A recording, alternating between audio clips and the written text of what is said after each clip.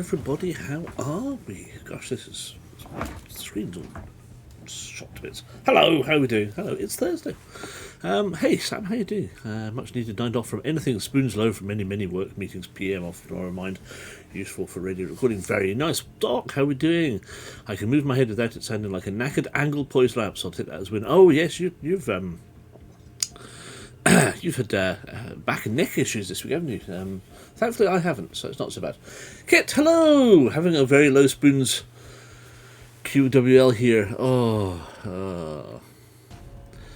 Never mind. Hopefully things will, yes. It's weak here. Right, I got you. Yes. Yes, I think we're all very low in spoons this week, which is why hopefully this will be a confident time. Don't worry about it. Absolutely fine. I will talk and you can sit back and listen. Jules is in hair down part-time warlock medicine. Yes. A rare day that I haven't bothered putting it up because it's freshly washed this morning, so you know, might as well make the most of it. It's all good fun. My hair's looking very impressive. It's certainly getting a length now. It's certainly getting length. I don't even think it kind of feels like it's mid back at the moment. Hello Nathan, how are you? Should that be late 70s prog rock group? Not an insult, I should say. Nathan, thank you very much for your subscription, my friend. 42 month streak, which means that you get your wonderful emotes and, of course, your ad-free viewing on top of that as well. Not quite as blonde as Robotron's, but it's almost as long. Yes, it's... well, yeah, I don't dye mine for a start, so, you know... Mine's still better quality, but no, it's getting that natural colour now. It's definitely like the beard. They are matching. I'm just looking matching colours. So matching cuffs and collar, as they say. Yeah. So. Today it's Thursday. I was going to say the longer my hair is, especially this colour now, it's definitely more Rick Wakeman. Steve, how are you, my friend? Welcome in. Yeah, it's definitely more the Rick Wakeman version of prog rock hair. I'm on Siebes as opposed to November on the facial floof mode, and it's very blonde this time. No sign of ginger at all. Wow. Oh, for Movember. Gotcha. Yes, mine went from ginger to basically white. Thankfully, it's only in the face. So, you know, no Billy Connolly elements around here right now. For my grandfather, apparently had a ginger tash. Wow. I mean, moustache-wise, when it grows, it is still very ginger, and you can see these dark lines that kind of come in. I'm doing this upside down. You got this one here, and then you got this here, and then it's obviously ginger here, a bit ginger here, and this is all just white. So I think the next one is this is all going to come off again. Give it the ginger hair test to skip a generation. Okay. Nathan, by the way, it has been announced publicly now, so I can make it common knowledge that I accepted the settlement agreement that was offered to me, and therefore tomorrow will be my last day of employment.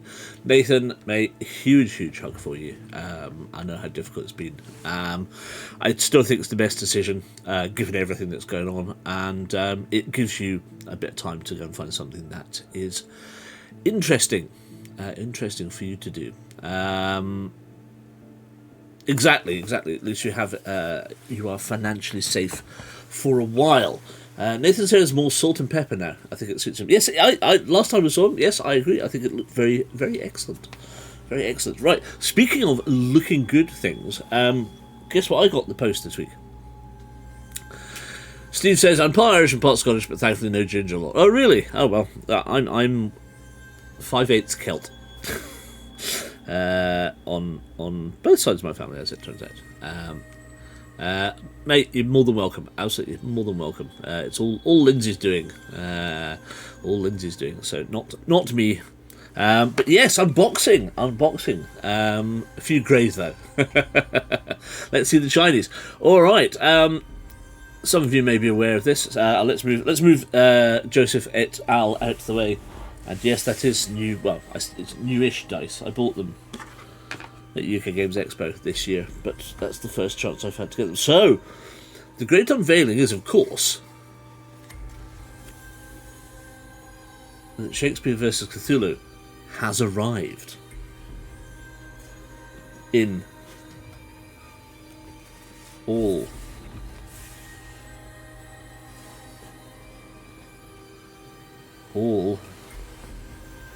its wonderful glory, especially this one. Ah, look. Teeny tiny signatures this time round. Teeny tiny signatures. Well, yeah, because I'm top tier backer, so I get everything. I get everything. Oh, not numbered though.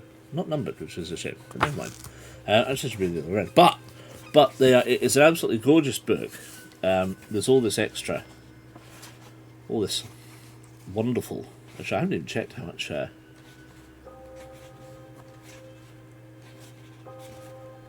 There's all this. See, because there I am, top-notch man. So 1, 2, 3, 4, 5, 6, 7, 8. Oh, it turns out 9 of us in the end. 9 of us did the top tier. So that's quite nice. Oh, huh.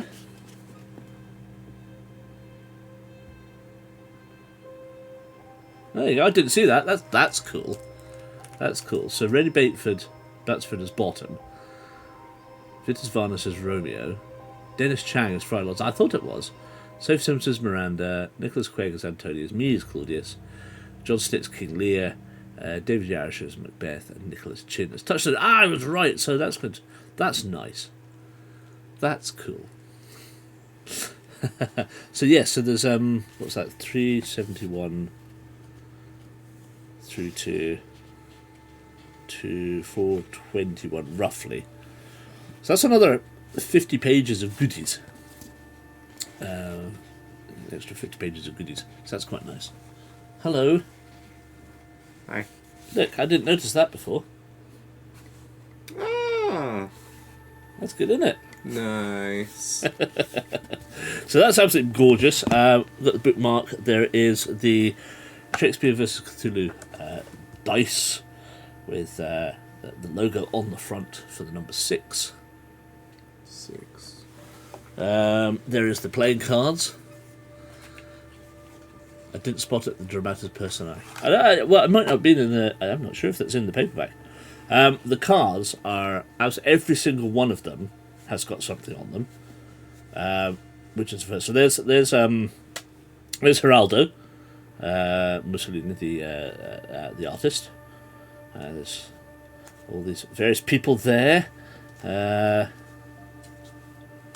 People there, people there, people there. Then we come into clubs. So there's Yorick's skull. There's a few bits and pieces. There's a man being sick. More woodcuts. Oh, there's me. There's a picture of me. There's a woodcut of me. There's Jonathan in the same suit. And then there's me! And that's going to be my new avatar moving forward, I think. We'll just take a photograph of that, and that's going to become my new avatar for wherever we go. It is in yours. Excellent, excellent. I'm so pleased. So yeah, the cards are just absolutely stunning. Nice to have something on all of the cards. As opposed to previously, and then a couple of bards as the jokers. Previously, where it's just been some bits and pieces on the face cards, and the rest have just been fairly standard.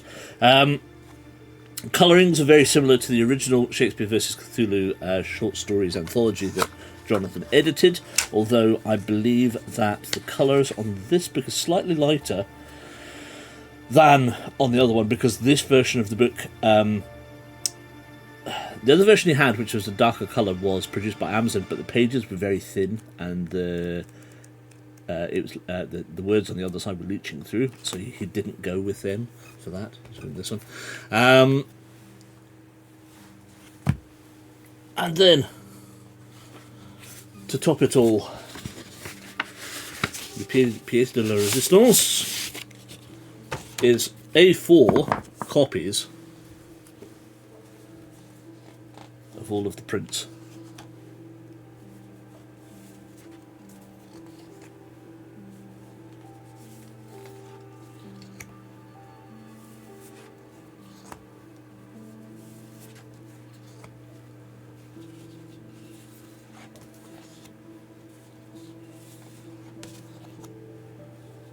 Bottom, and then for some reason, three of me.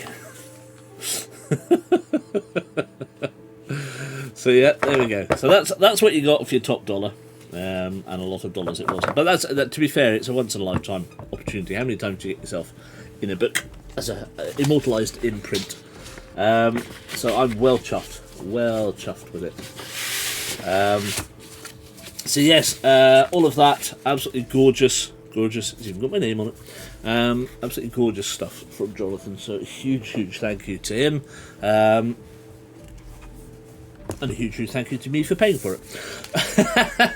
It is a thing of beauty. It is indeed. So there we go. So that's it. Jonathan has a new Kickstarter later on in 2026. Whereby it looks like he's going to be doing a take on Winnie the Pooh. Sorry, I wasn't sure Jonathan, Jason was still here or not. So a take on Winnie the Pooh called 100 Acre Wood, A-K-R-E Wood. So there's that, and Jam. I've not got his link right now, but I'll put that up later on. So James Herons, who's just done his Witches of Kara, has already started on his next Numa book. So that's going to come out. The Kickstarter is out for that for now. I've had 3 amazing book calls recently. The Good Omens graphic novel. Oh yes, Shakespeare vs Cthulhu, and then my Labyrinth graphic novel. Oh, that's also, yes, very nice. I forgot about that one. They all look excellent. All things I kickstarted. Yay! It's nice when they come through. So I've had Jam stuff. Ken's will get here. Ken's will get here eventually. He's a busy man. I've not got anything on Kickstarter at the moment. But I cost-wise, I've kind of priced myself out of the market a little bit, so I need to be careful. So I'm probably only going to go for paperback for Jam's one this time round. But then I've only got paperbacks for the others. So to start getting hardbacks kind of seems a bit daft from my perspective. That's why I never really got the hardbacks from Ian before, because I'd missed out on so many of them. Switching laptops shall return anon, my lieges and fellow folks. No worry, Sam, we will start momentarily. Reminder, we need to order some copies of Ken's game. I need to sort out Guildlands. Let me have a word with him and see if I can sort something out directly. Although, they should be available now from Watson's and various game places. Let me check with them, and we'll see what's the best way to make sure that they get the maximum return. Right.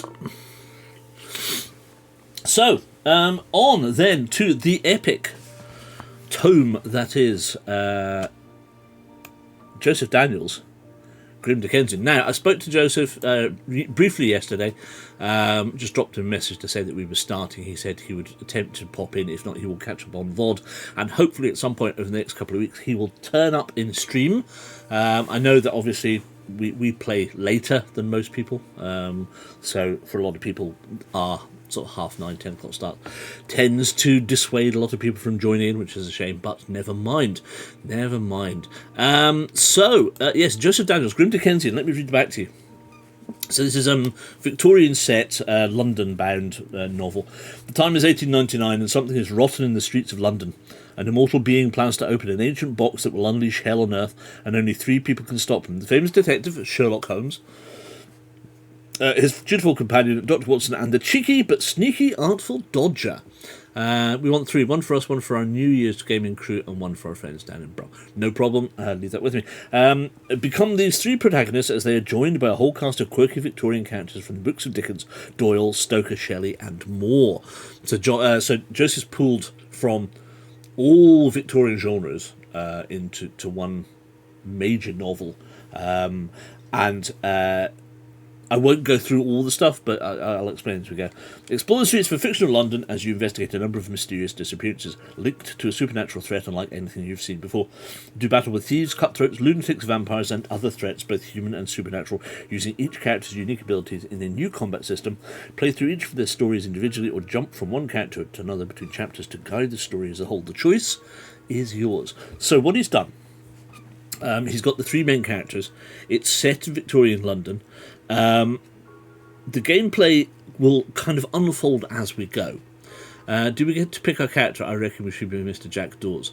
And right now, I don't think so. So what he says, he originally intended for it to be geographically correct, but by the time he started putting stuff in, it was going to be really difficult. So he's basically taken parts of real.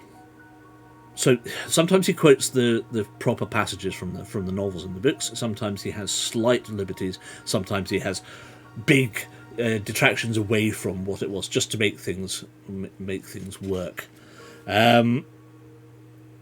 So I think the point is that we end up playing all of the characters. There are. Basically, what he's saying is that there are stuff throughout, and we just, as it comes up, we note things down. There's plenty of space on these sheets to write all of this stuff down. We just write it in pencil, and if we need to rub it out, we rub it out. So there are story-altering events and crossover events, and these add into, probably not on this page, but these pages here, story-altering events, and they're listed 1 through to 29, and some extra ones. Crossover events, again numbered 1 through to 24. Evidence, different evidence things. Lots of different stuff to note as we go. That's a calendar. That's the day cycle, a calendar. Holmes's tutorial shortcut lists. So yeah, it's basically we just go off and tick things off, a bit like the Marvel stuff, but completely different because there are loads of. It looks very complicated, and I think it's going to take us a little while to get into it. But I think the story is going to be worth it. So, with that said, I think it's probably we start. So we're due to start with the prologue. So there's a prologue adventure, and we start with that. In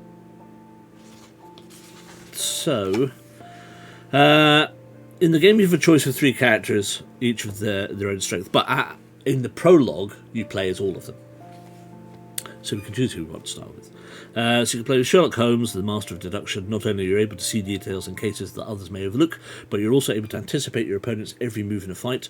You are skilled in a number of combat forms, including boxing, jiu-jitsu and fencing, and also possess the ability to pick locks. However, your skills with a firearm are average at best, as are your skills in stealth.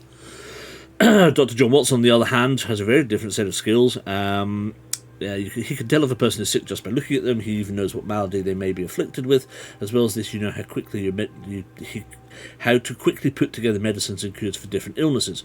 You have average skills in hand-to-hand combat and stealth, but this is made up for by having good marksmanship with your pistol and your ability to concoct poisonous gas and chloroform.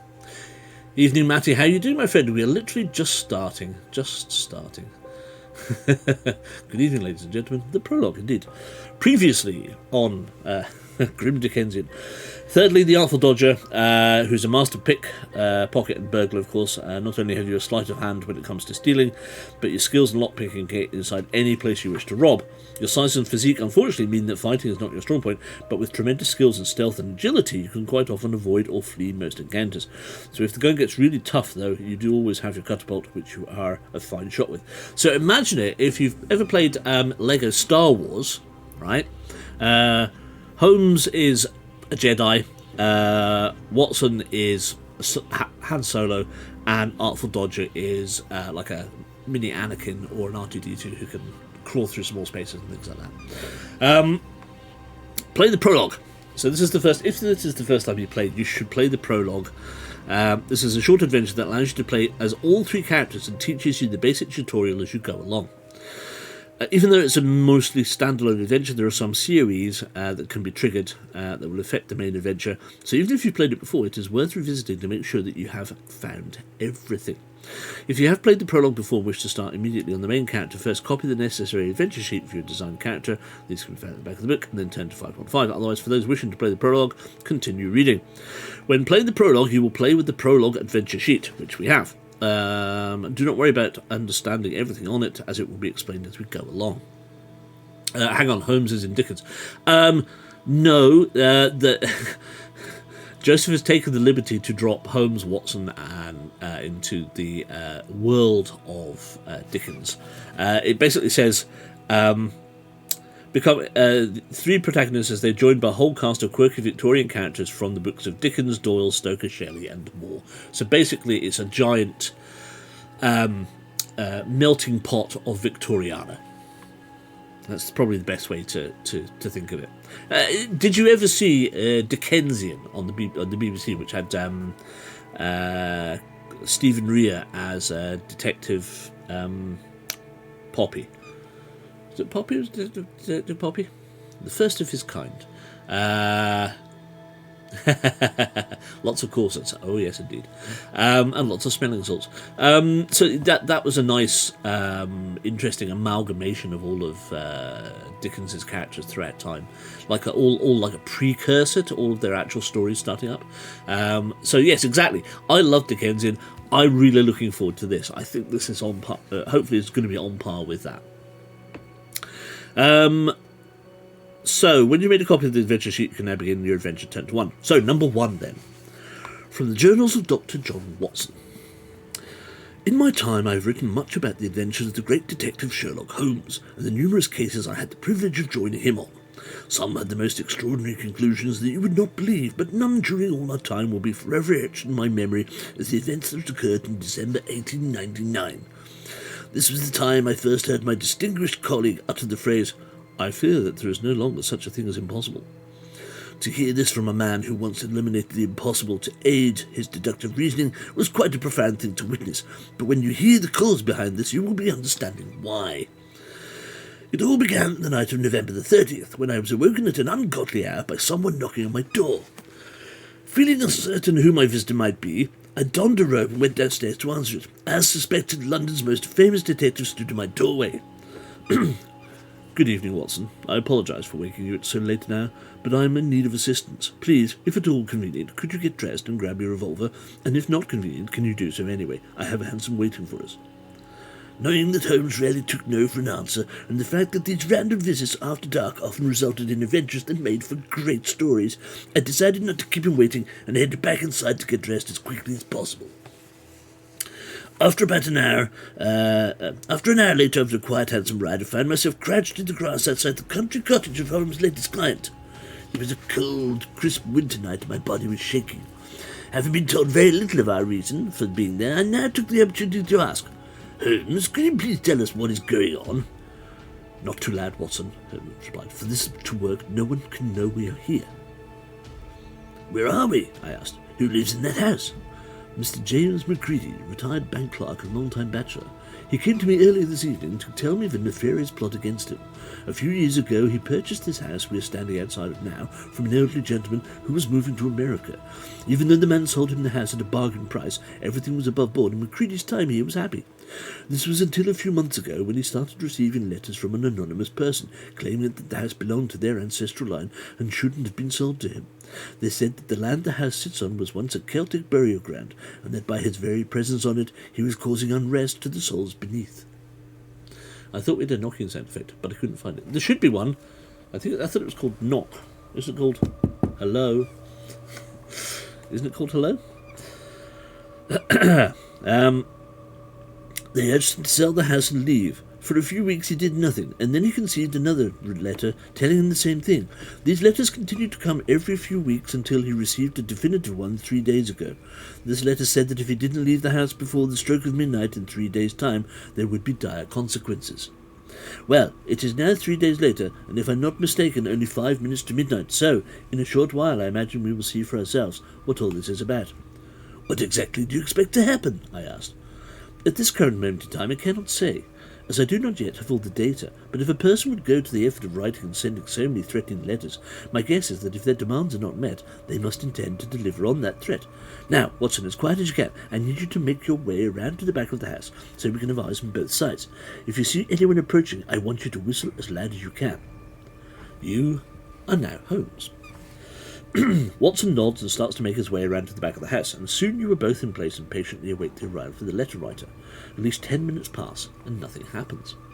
This surprises you, as you were certain that someone would have approached the house by now.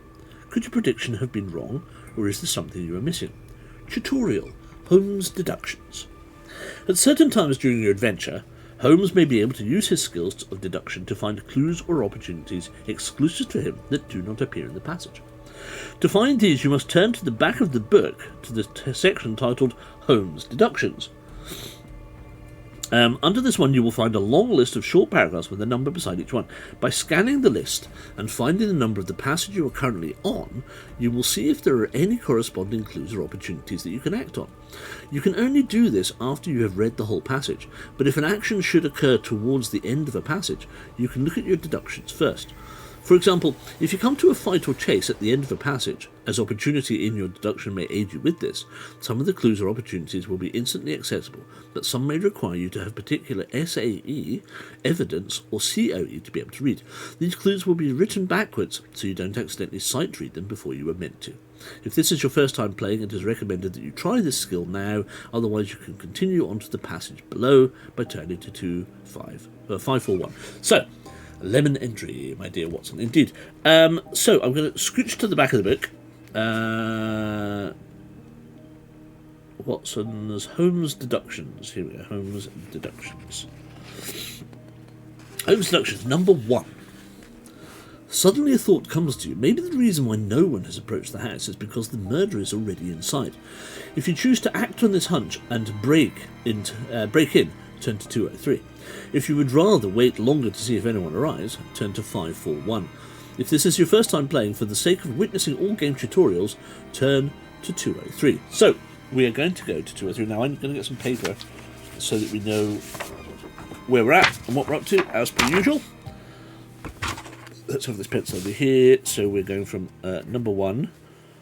We went to deduction 1, and now we are going to 203. Okay. Everybody with me so far? I have a game book where you can play as Holmes, Watson, or even Moriarty, who can intimidate people. Ooh. Which one is that, Steve? 2 or 3?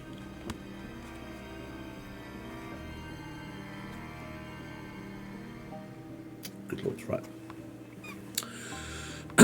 In a flash, you leap to your feet and run to the front of the house. At first you consider kicking the door down, but then think better of it. If there is a murderer inside, this would tip him off and give him time to escape. And if there isn't a murderer, well, let's just say you can't afford to be sued for property damage again.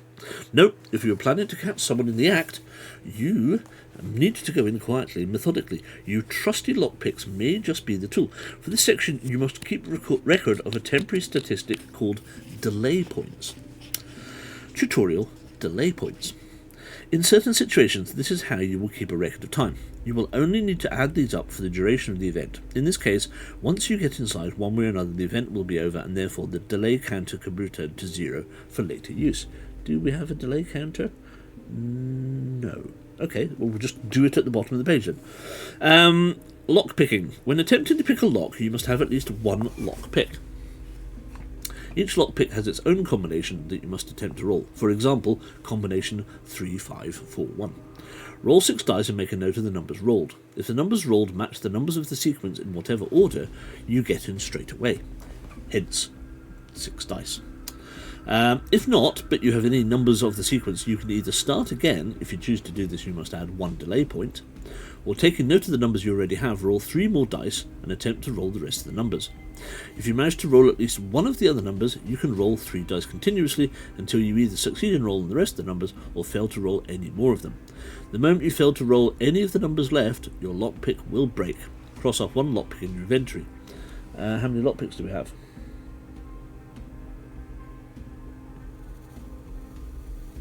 Delays and lock picking 203. Yes, no, yes, okay, that's fine. But it doesn't say.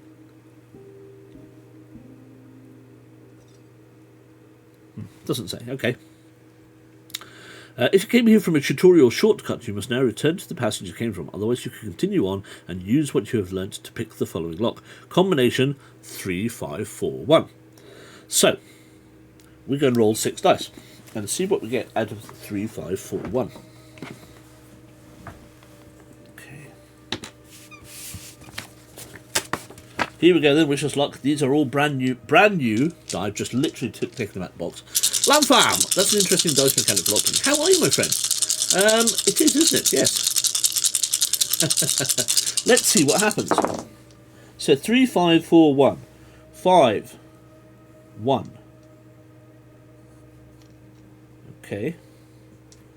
What did it say? So, if you roll all of them, make a note of the numbers rolled. If the numbers rolled match the numbers of the sequence in whatever order, you get in straight away. If not, but you have any number of the sequence, you can either start again. If you choose to do this, you must add 1 delay point. Or take a note of the numbers you already have, roll 3 more dice and attempt to roll the rest of the numbers. Okay, so we'll take 1 dice out. Now what do we need? We need 3, 5, 4, 1. So we need a 3 and a 4. Oh. They are nice, aren't they? They're, what are they?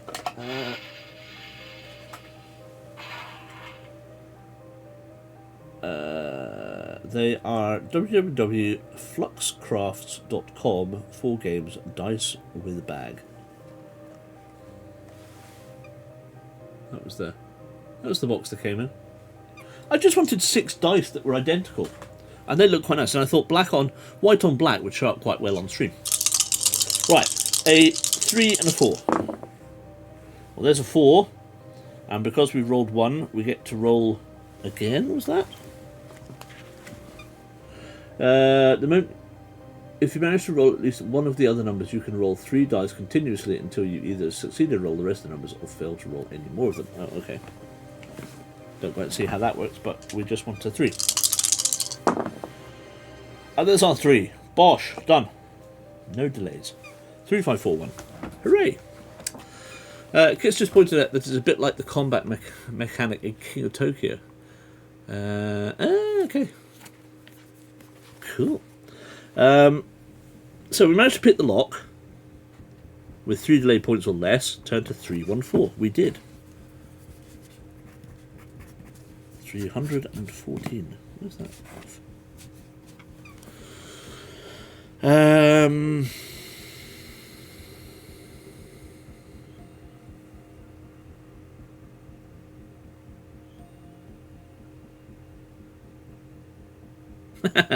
If this is your first time playing and you fail to pick the lock, for the sake of witnessing all game tutorials, you're allowed to cheat this once and still turn to 314. How nice! But only this once. 314.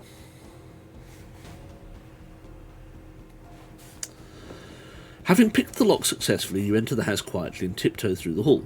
You've not been in there long when the sound of a man choking draws you to the bedroom.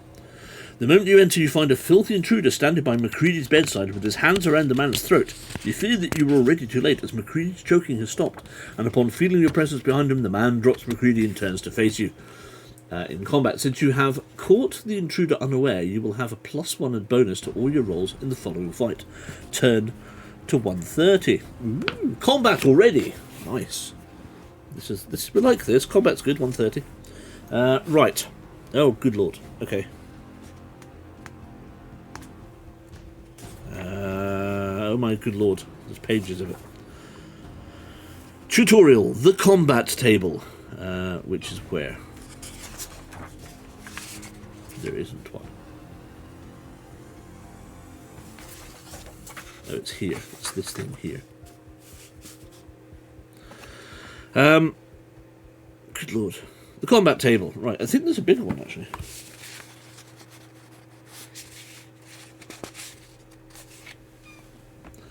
I need a bookmark, because that's going to get difficult to wield. Right, bear with me a second. That's our tutorial. 1, 2, 3. Maps for later on. Map.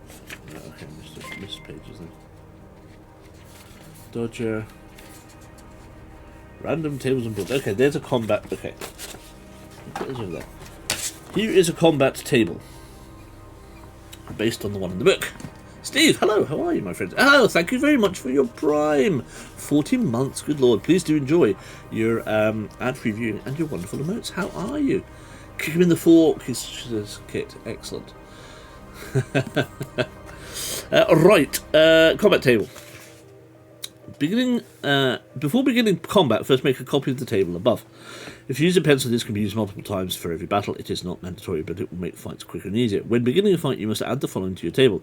Fill in the U column with your attribute totals. If you have any bonuses or penalties, write these in the plus or minus columns alongside it. Example, if you had 8 in brawling and a +1 ally bonus, you would write 1 in the plus box on the same row as brawling. Right, so Holmes brawling is 8, weapon 7, ranged 6, magic and science 8, deduction 10, and stealth 6. Stamina is 30.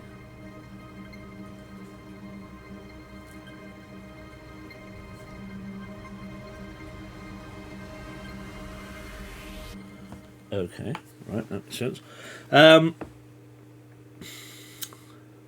in the enemy column in your enemy's totals. If they have any bonuses and penalties, write those in as well. Compare the numbers including bonuses between the U and enemy columns, and if you have to hire in that particular attribute, write win in the first box in the 1 bonus column of the same row. If the enemy has the higher amount, write lose. This will work as a shortcut to tell you who will have the initiative in this round. Now work out the differences between the numbers in the U and enemy columns, and write this in the second box on the I bonus column on the same row. Example, if you're 8 +1 in brawling and your enemy is 5 +1, the difference would be 3, so you'd write 3 in the second I bonus column next to where you have written win. This is what the initiative winner will be allowed to add to their roll. Fill in your stamina as it's shown on your adventure sheet in the stamina box, and fill in the enemy stamina in the enemy stamina box. Tutorial: the 4 phases of combat. Good lord. So which is yes, I'm just going to go back on this and say Bezos' money. Yes, absolutely. I will always take Bezos' money. Won't have the money to buy a wig. Oh dear, what a shame. Very much multitasking, at least until 11. Not a problem. I like it when gamebooks fully embrace the game part. Me too. Good. Someone should slap his baldy head, Benny Hill style. Maybe we'll have the money to go to space but not come back. Let's hope so. Good. I like all of those. Nice comments. Right, back to the combat-y stuff then. Phase 1, initiative. Roll 1 die to determine an attribute for combat. Brawling, weapons, ranged, magic, science, deduction, or stealth. Then consult you and your opponent's stats. Oh, okay, fine.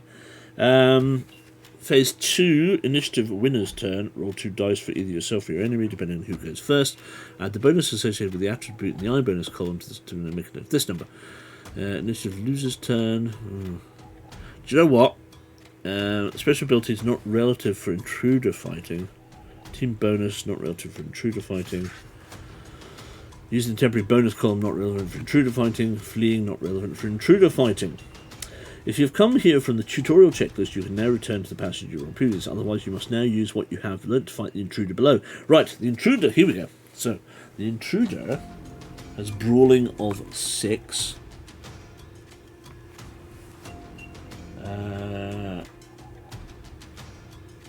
Weapons 8. Ranged 7. Science and magic 0. Deduction 7. Stealth 8. And a stamina of 6. So 8 and 6 is a win, and that's 2. 7 to 8 is a loss of 1. 6 to 7 is a loss of 1. 8 to 0 is a win of 8. Deduction is a win of 3, and stealth is a loss of 2. Okay, so we now have the information there, and we then go. We roll 1 die to determine what's it going to be. Now we should probably have some. We should probably have some combat die for these. So what do you fancy? Should we get the dodeca d6s out for these additional rolls? Book fight, yes. Should we get some of the old dice out for that? Let's go with those. 1, 2, 3. I'll put them up in the dice tray. They're too far away now. 4, 5, 6.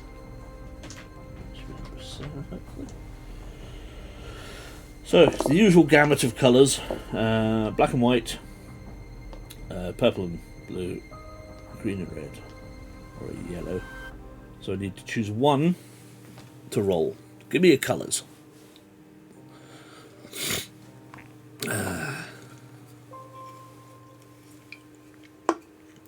Give me a colour. Purple. Purple dodeca 6 is the first one that's put forward.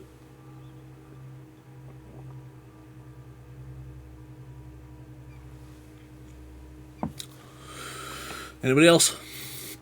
Yellow.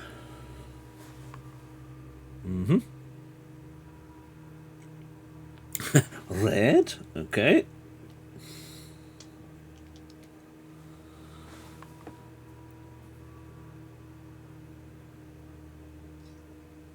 Choice of 3 different ones so far. Any more for any more? First to 2 votes gets used.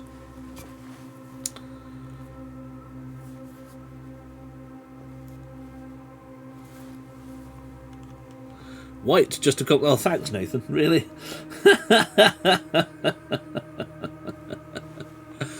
I'm not rolling a dice to determine which dice. Red, says Steve. There we go. Right, red has it. So, red is going to be our first dice of tonight. This is the dice of choosing.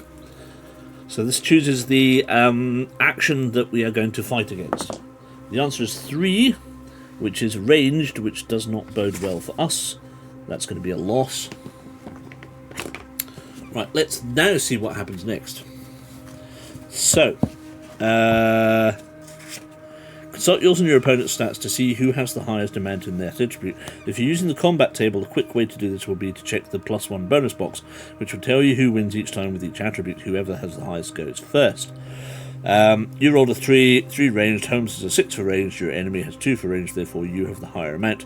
If you both have 0 in the attribute, roll to determine attribute again. If you both have the same number, roll 2 dice, either for yourself or your enemy, depending on who goes first.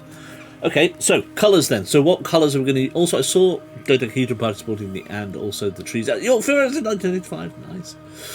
2 Steves in the same wavelength, indeed. Right, now, 2 Stevie B's. Dice then. So, us roll and them roll. So 2 colours for us, 2 colours for them. Go. I will take first 2 colours that come up for us. And the next 2 colours that come up will be for them. I like to vary it. Is this the new Fall at the Bicester Isolido? Yes. Purple and blue. Purple and blue for us, right? What for them? Red and white. So it's going to be red and white for them, and purple and blue for us. So we roll.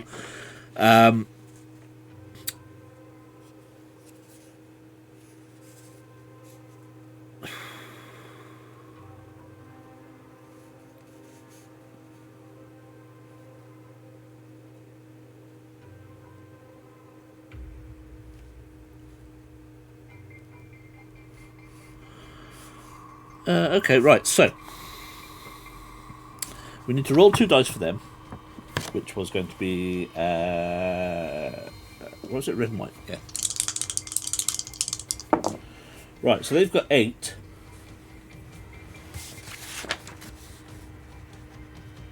Eight plus 1 is 9. So we now need to decide, although I think we should probably attack. We can either defend. So if you're the one rolling second, choose now whether you wish to defend, flee, or attack. If the enemy is rolling second, they will only ever attack.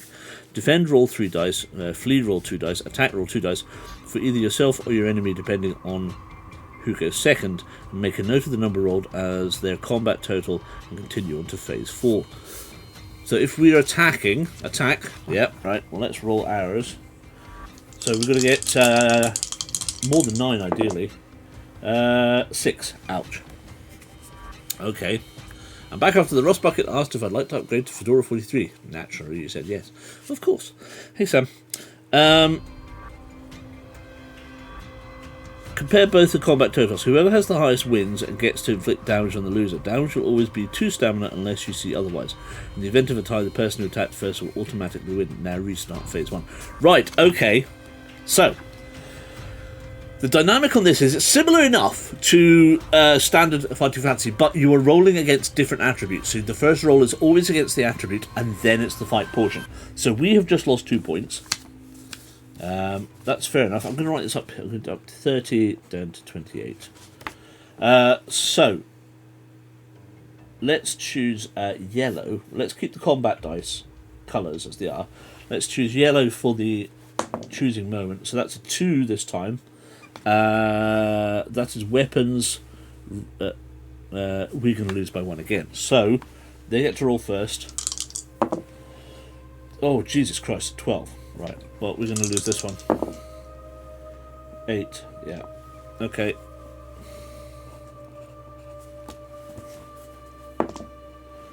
Three. Oh, no, that wasn't a very good roll. Hold on. 5. 5 is deduction, so we get a +3 advantage, so we roll first. 7, 10. Jesus, 12. That is horrendously unfair. 2 again, weapons, so they're going to win that. 3, 4, so you only need 4 or more to win. 4, it's a draw, so nobody wins. Great. It's a 2, 4. Yes! Good, right. Down to 4. It's a 1, which gives us an advantage of 2. So we roll first. 8. 8, it's a draw. It's a 1.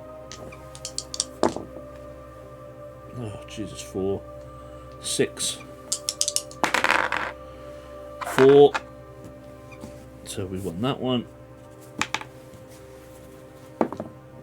It's a 1. 12 for us. 10 for them. They're dead. Hooray! We win combat! We win combat, people. Ha! Repeat phases 1 to 4 until your opponent is reduced to 0 stamina. If this happens, you have won and can continue on to the next passage. If you're reduced to 0 stamina, I'm afraid you have lost and must start a new adventure. Oh dear. We won. So, none of that happened. We beat him. or 6 rounds. Oh, 6 rounds pass. Well, yeah, that was about 6 rounds anyway. Turned 6. We did, so that's fine.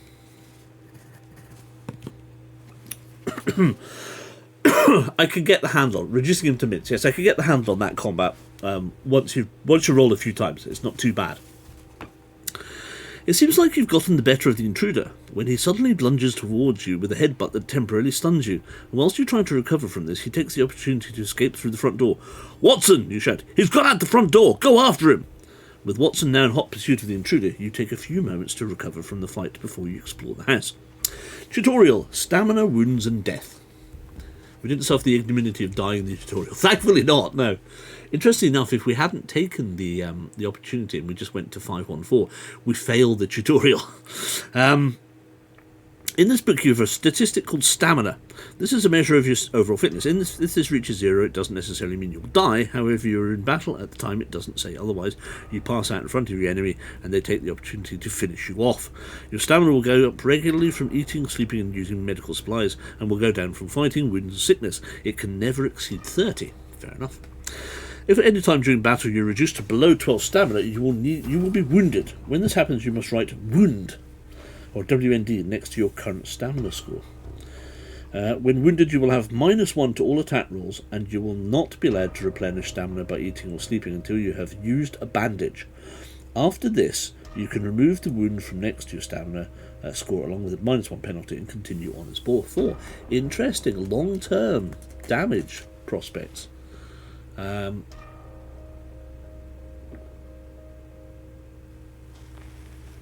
Interesting mechanic, quite like it. If at any time during battle you're reduced to below 6 stamina, you will be severely wounded. Good. When this happens, you must write SWD, severe wound, next to your current stamina scores. Severely wounded, you must -2 all attack rolls, and you will not be allowed to replenish stamina by eating or sleeping until you have been cured by a doctor. After this, you can remove the severe wound from next to your stamina along with -2 penalty points and continue on. Turn to 112.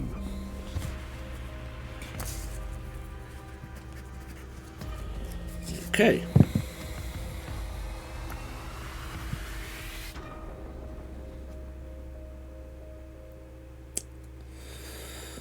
Okay, tutorial evidence.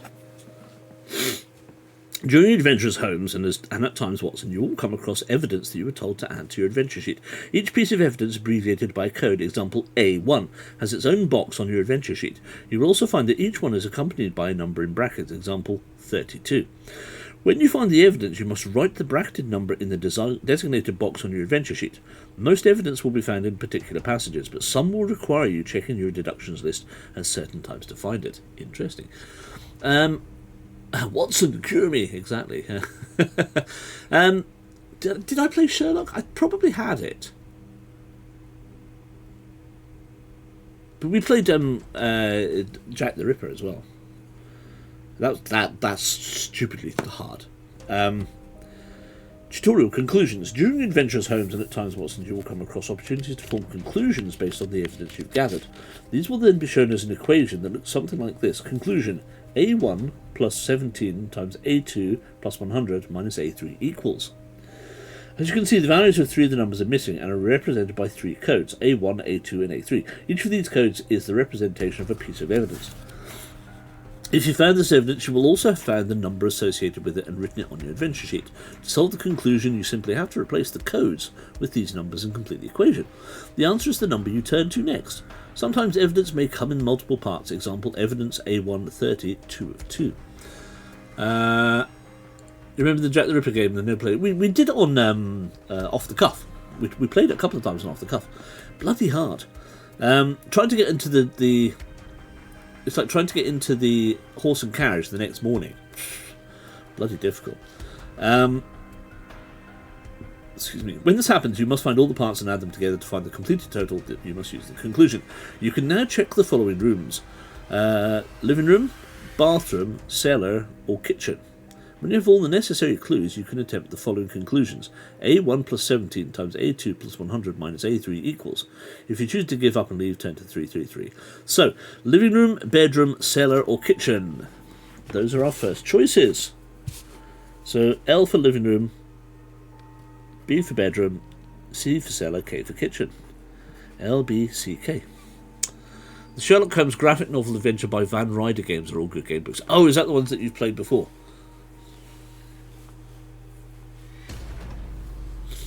B, K. Bedroom, kitchen. Kitchen.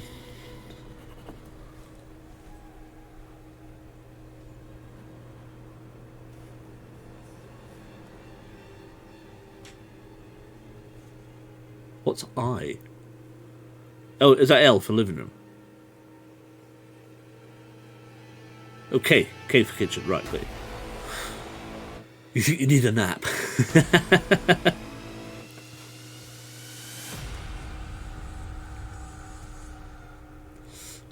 So far, we've got three.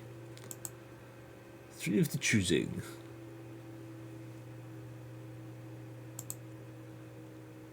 No, K. Yeah, no, I've got you. 3 Ks and 1 L. Let's just hope it's like the kitchen in House of Hell. No! I hit elbow mistake. No, that's fine. You're absolutely fine. Absolutely fine. Let's hope it's not like the kitchen in the House of Hell. Let's hope it has clues and we don't just die. Right, so that's 3-1. I think we're off to the kitchen in the first instance, so we are going to go to 588. 588. Hello, Jason. Hello. What are you up to? Sleep. Alright, night. Sleep well. See you in the morning. 588. Searching the kitchen, you check a number of drawers and surfaces for clues, but find nothing to suggest that the intruder had stepped foot in here. You can now check the following rooms: the living room, the bedroom, or the cellar. Good night, child. What happens in the kitchen in the House of Hell? Do you not remember? We played about, what, 2-3 years ago? Maybe we need to get it out again. I didn't want to this year because just time. But I kind of like playing House of Hell around about Halloween. Just, we didn't do it this year. So, living room, bedroom, or cellar.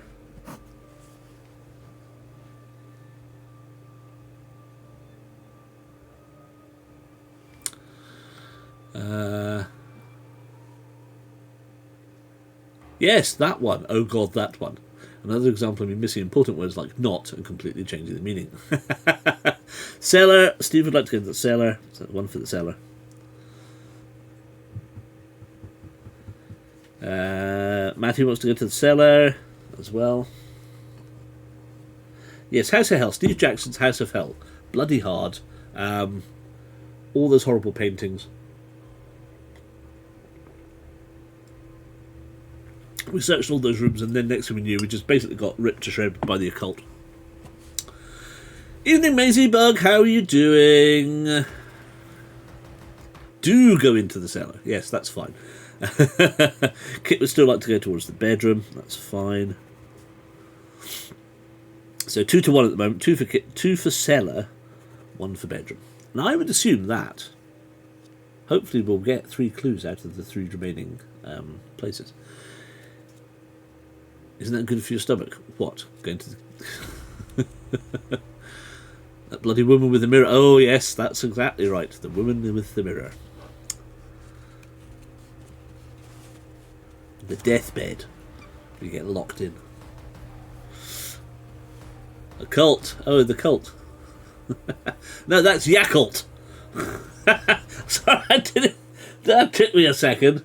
I'm a bit dense this evening. Mirror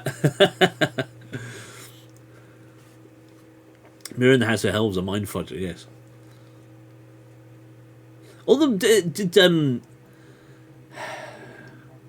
the Haunting of Craven Manor, did you get through, because I missed a couple of episodes, did you get through the mirror to go back to be able to get into the bathroom, Steve?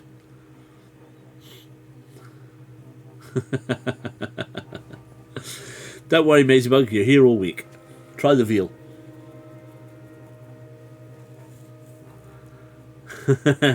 You are here, which is fantastic. You have a choice. Would you like to go to the living room, the bedroom, or the cellar?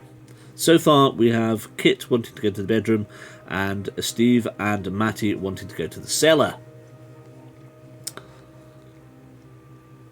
You've forgotten already. No matter. No matter. I'm sure we will in turn. Nathan would like to go to the bedroom as well. I'm sure we in turn will eventually find our way to Craven Manor at some point down the line. She's here all week whether you like it or not. Well, that's very true. Mazebug would like to go to the bedroom as well. So that's 3-2. Any more for any more? Nice to see we have a healthy looking chat for a Thursday for a change. It's quite good to see everybody here. Nice to have you.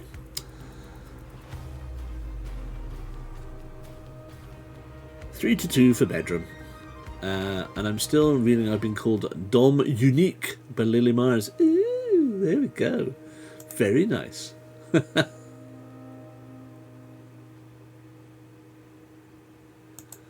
Fantastic. Fantastic. Right, I'm going to go with the majority at the moment, which is bedroom. So let's go through to the bedroom just to keep things moving along. 588. Bedroom is 76. So, no clues here in the kitchen. 76 then. In the words of the Cure, let's go to bed. Indeed. I'm blushing. I thought that was not was. Out come the freaks. Upon entering this room, you are almost not surprised by what you find. There, on the bed, lies the body of Mr. James Macready, his eyes bulging, his mouth agog, tongue hanging to one side, a frozen look of panic on his face. You were too late. Oh no! Change your blue sky name to that, yes. Having failed to save this man, your only solace is that you will solve the mystery surrounding his death and bring his killer to justice. You can now check the following rooms. Oh.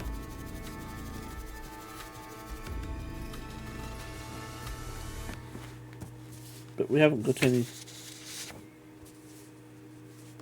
We haven't got any evidence yet.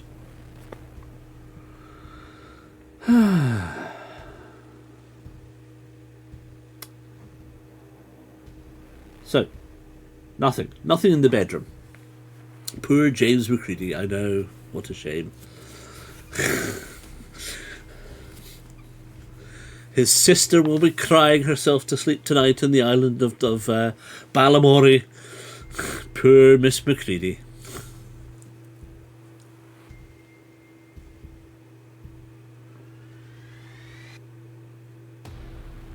Very true, very true. Sherlock is neither late nor early. He arrives precisely when he wishes to, or needs to. So, nothing in 76 either. So we've got the choice of going to the living room or the cellar. Living room or cellar, which is it to be? Oh, boo. I'm sorry, Miss Macready. Your brother James is dead. Living room, says Kit. Living room, says Nathan. I've been watching Horrible Histories with Mum. James I had us howling. Yes. Living room Lamfarm says, hello, my friend. And Steve and Mazybug going for the cellar. So again, 3-2 at this point in time. But I'm sure there are others out there who wish to still vote.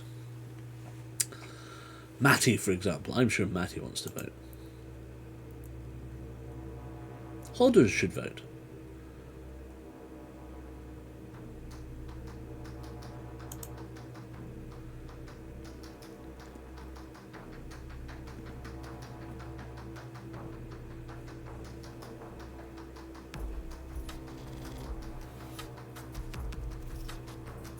Oh, see, I've not watched any of the new stuff after the Seven Fools stopped doing it. Although, I really should, because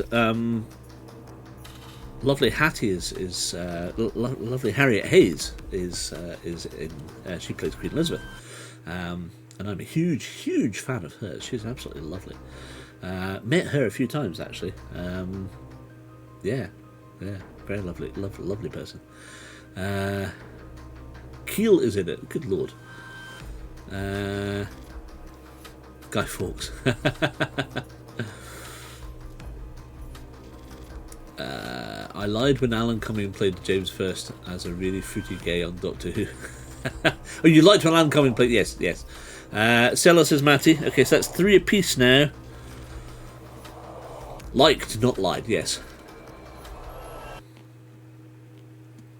No, the Seven Fools haven't done it for well, good lord, what, 10 years now?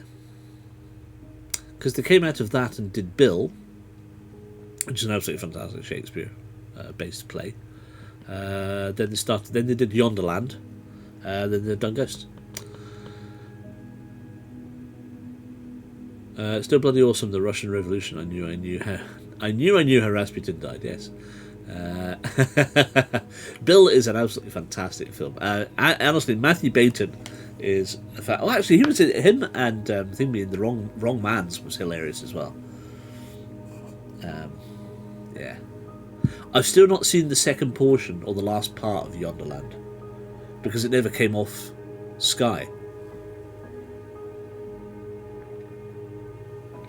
I love Ghosts. I've seen both, all of that and the American one. It's hilariously funny. Anyway, we're 3 apiece at the moment. 3 for the living room, 3 for the cellar. Does anybody else want to vote? One more vote, either way goes, well, gets the vote. So I know you love Simon Farby.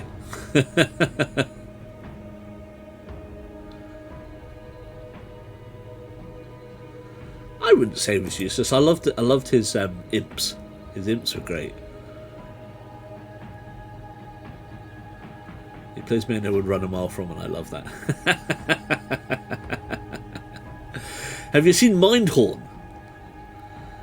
You know how he loves to get naked. Well, he is absolutely butt naked in Mindhorn at least twice. Yeah, the imps were fantastic. No, you should watch Mindhorn with Julian Barrett. Is just fantastic. Again, it's one of those. He played Mindhorn in the 70s. It's kind of a detective on the Isle of Man, and they want to get this character back. The guy's completely obsessed with Mindhorn, believes he's a real person, and wants Mindhorn to come and be the detective on a thing. But yeah, too many biscuits. Oh yes, of course he did. Of course he did.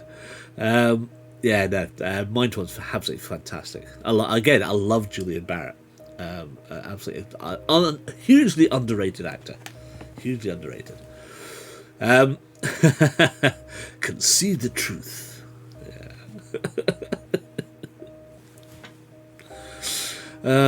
It's fantastic. Absolutely fantastic. Right, come on, three piece. A living room for 3, cellar for 3. One more choice. Somebody give me a choice. Somebody choose living room or cellar who's not already voted, and we will go with that choice. I'm going to go both of them anyway. I just would like to go one. I have to roll for dice to choose. Oh God, really?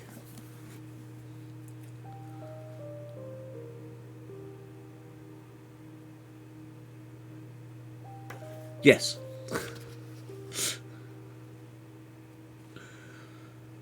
No? I'm dicing it, am I? Right, fine. 1 to 3 is living room. 4 to 6 is cellar. It's the cellar. We're going to the cellar.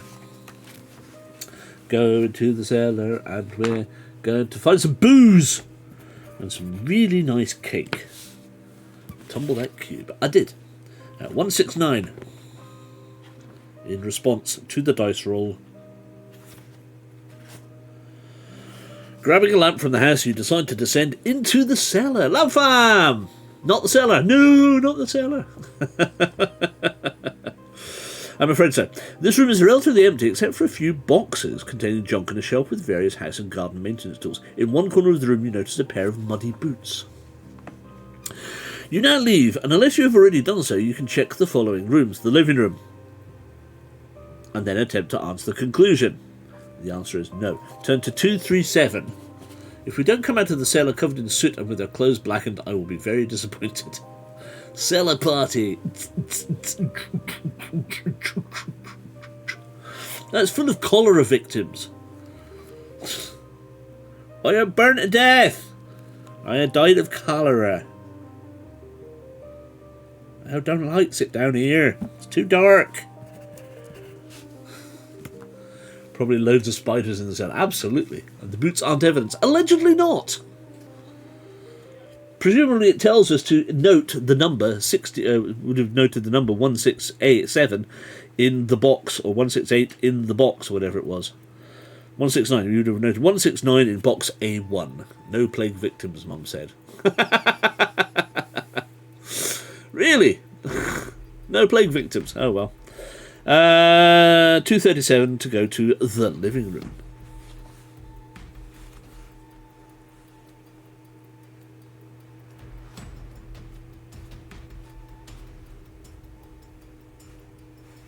Actually, speaking of the living room, Matty, you might remember this.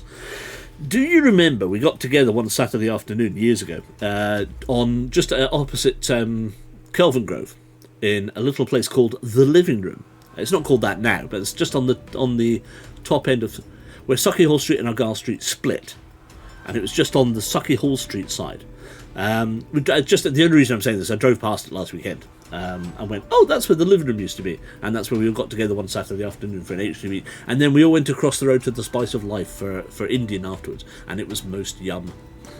Just wondered if you remember that, because Lindsay can't remember. Where I'm off to 237.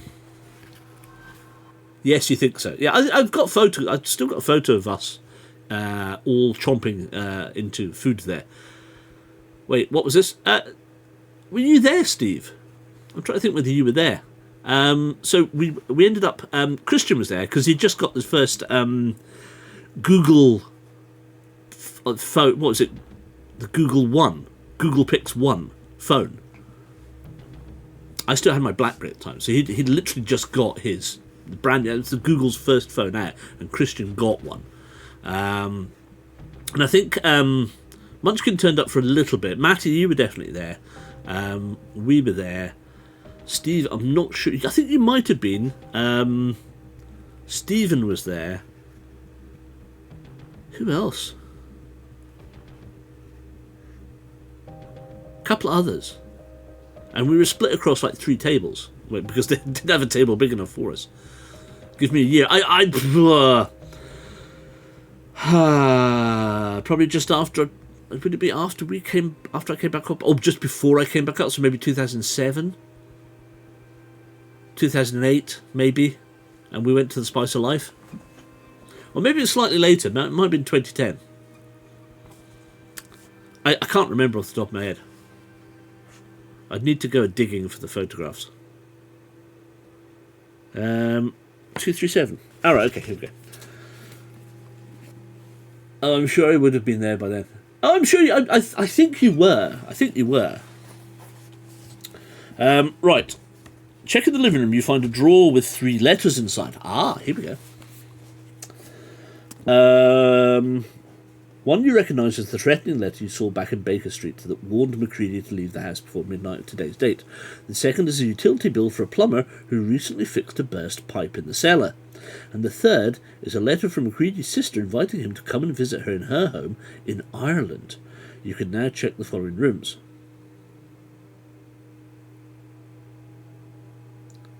Well, I don't get...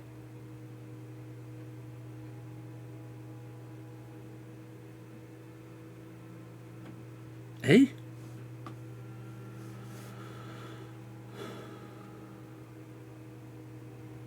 So what we've found so far, 3 letters, a pair of boots. And that's it.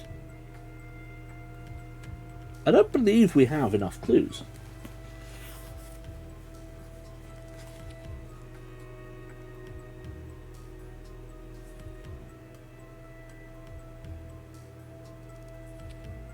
Allegedly, we could just keep cycling round these.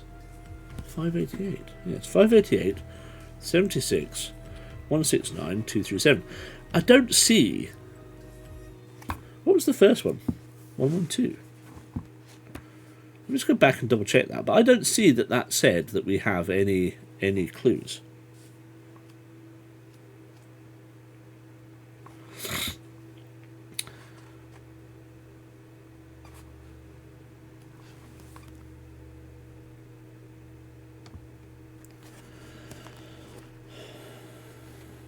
Yes, no. So, during your adventure as Holmes and at times Watson, you will come across evidence that you were told to add to your adventure sheet. So we've not been told to add any. We've not been told to add anything to our adventure sheet. So I don't believe that we have found any evidence in any of these rooms. Because it would tell you each piece of evidence is abbreviated by code, example A1, and we've not had anything like that. So we just move on. We move on from 237 and we move on to 333. Bear in mind, this is just a tutorial. 333, and Christ knows where Watson is. Feeling entirely drained by your defeat, you now return to Baker Street, with the intention of sleeping in until the following morning. The rest of the world be damned. Restore up to 24 stamina unless wounded. Right, good. So that's our stamina back up to full health of 30. There we are.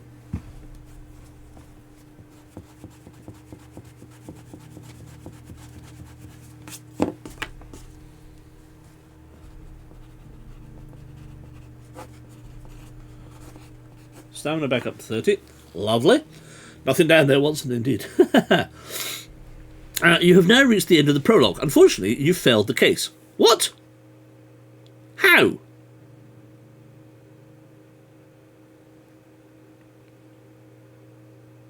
How?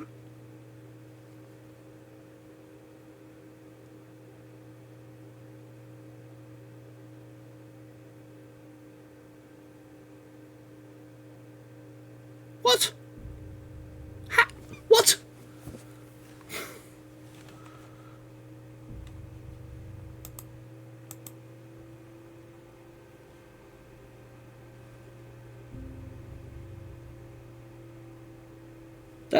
I'm sorry.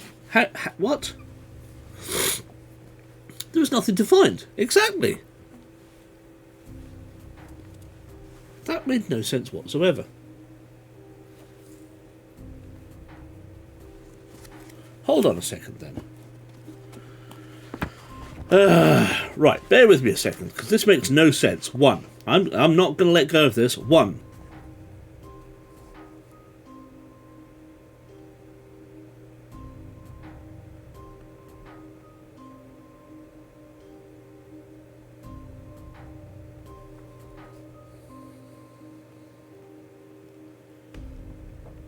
Right, we turned to the back of the book. We tried the deduction thing, right?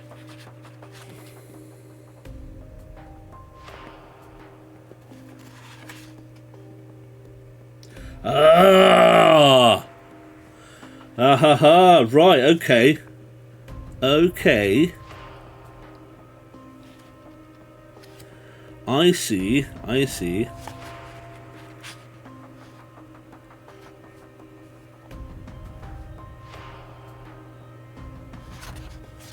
So, we need to check for evidence. We need to check for evidence at each of these places. We have to deduce.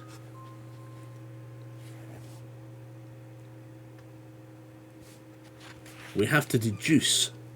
So, let us go back to 588. Let us go back to 588. 588. Searching the kitchen, you check a number of drawers and surfaces for clues, but find nothing to suggest that the intruder has stepped foot in here. You could now check the following rooms. Shall we deduce? Have to deduce? Yes. We have to actually search at each location. Yes, we do. 588, rushing to the back. Deductions says... pardon me, 588, 588, 588, 588. There's nothing there. So, nothing in the kitchen. On to the... Where did we go next? We went to the bedroom, 76. Oh, I see. 76. So we'll quickly run through here. 76. Upon entering this room, you're almost not surprised to find blah blah blah, the body of Mr. James. Let us deduce whether we should see if there's anything here. Turn to 76. Holmes's deductions. 76. Examining. There we are. Used to continue, yes. Elementary it isn't. So. Bullshit you see, you're in a dark room, exactly. Examining the Macready's body closely, you notice a muddy handprint on the man's throat. It appears strangulation was the cause of death, but why were the killer's hands so muddy? Add evidence A1, 53. So on A1 we will add 53. Next, we will go to the cellar. 169, where there were, of course, a pair of muddy boots.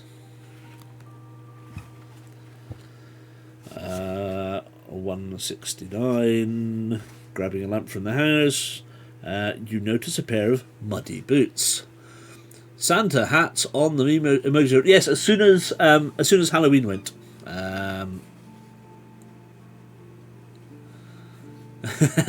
He'd just been wiping his bum. Yes. Yep. As soon as Halloween was done, they went from that to Christmas hats. We had them on Monday. 169, deductions. 169. Looking at the boots more closely, you notice that the mud looks wet and fresh. Following a hunch, you take one of them upstairs and compare it to a shoe of Macready's that you find in the hallway. As suspected, the sizes do not match. Add evidence A2, 3. 3.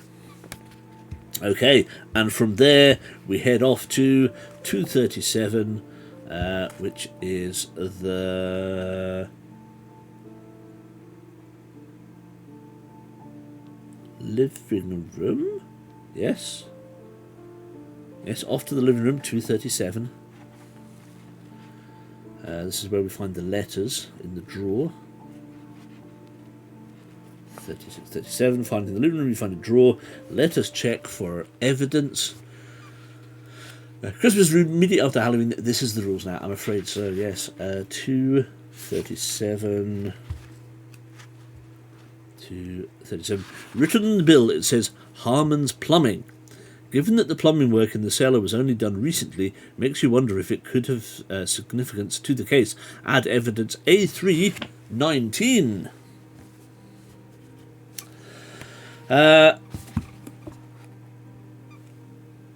Conclusion. So, A1 plus 17 times A2 plus 100 minus A3 equals.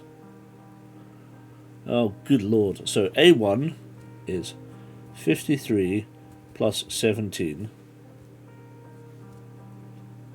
Now there are no brackets or anything, so are we doing BOMDAS or BODMAS? Does that mean that we have to multiply 17 by A2, which is 3, and then add 100, and then take away 19?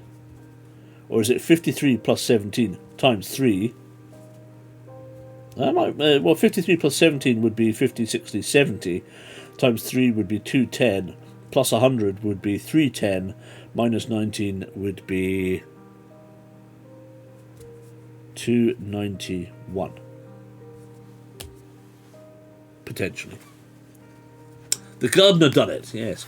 Mariah said it's time my queen knows it. Ha! That's what I'm saying. Do we need to use BODMAS? I hope not. It's the opposite of Narnia. In Narnia it's winter but never Christmas. Here it's Christmas but never winter. I would say it's winter. Just it's a wet winter. let's try 291 out of curiosity, shall we? Just in case.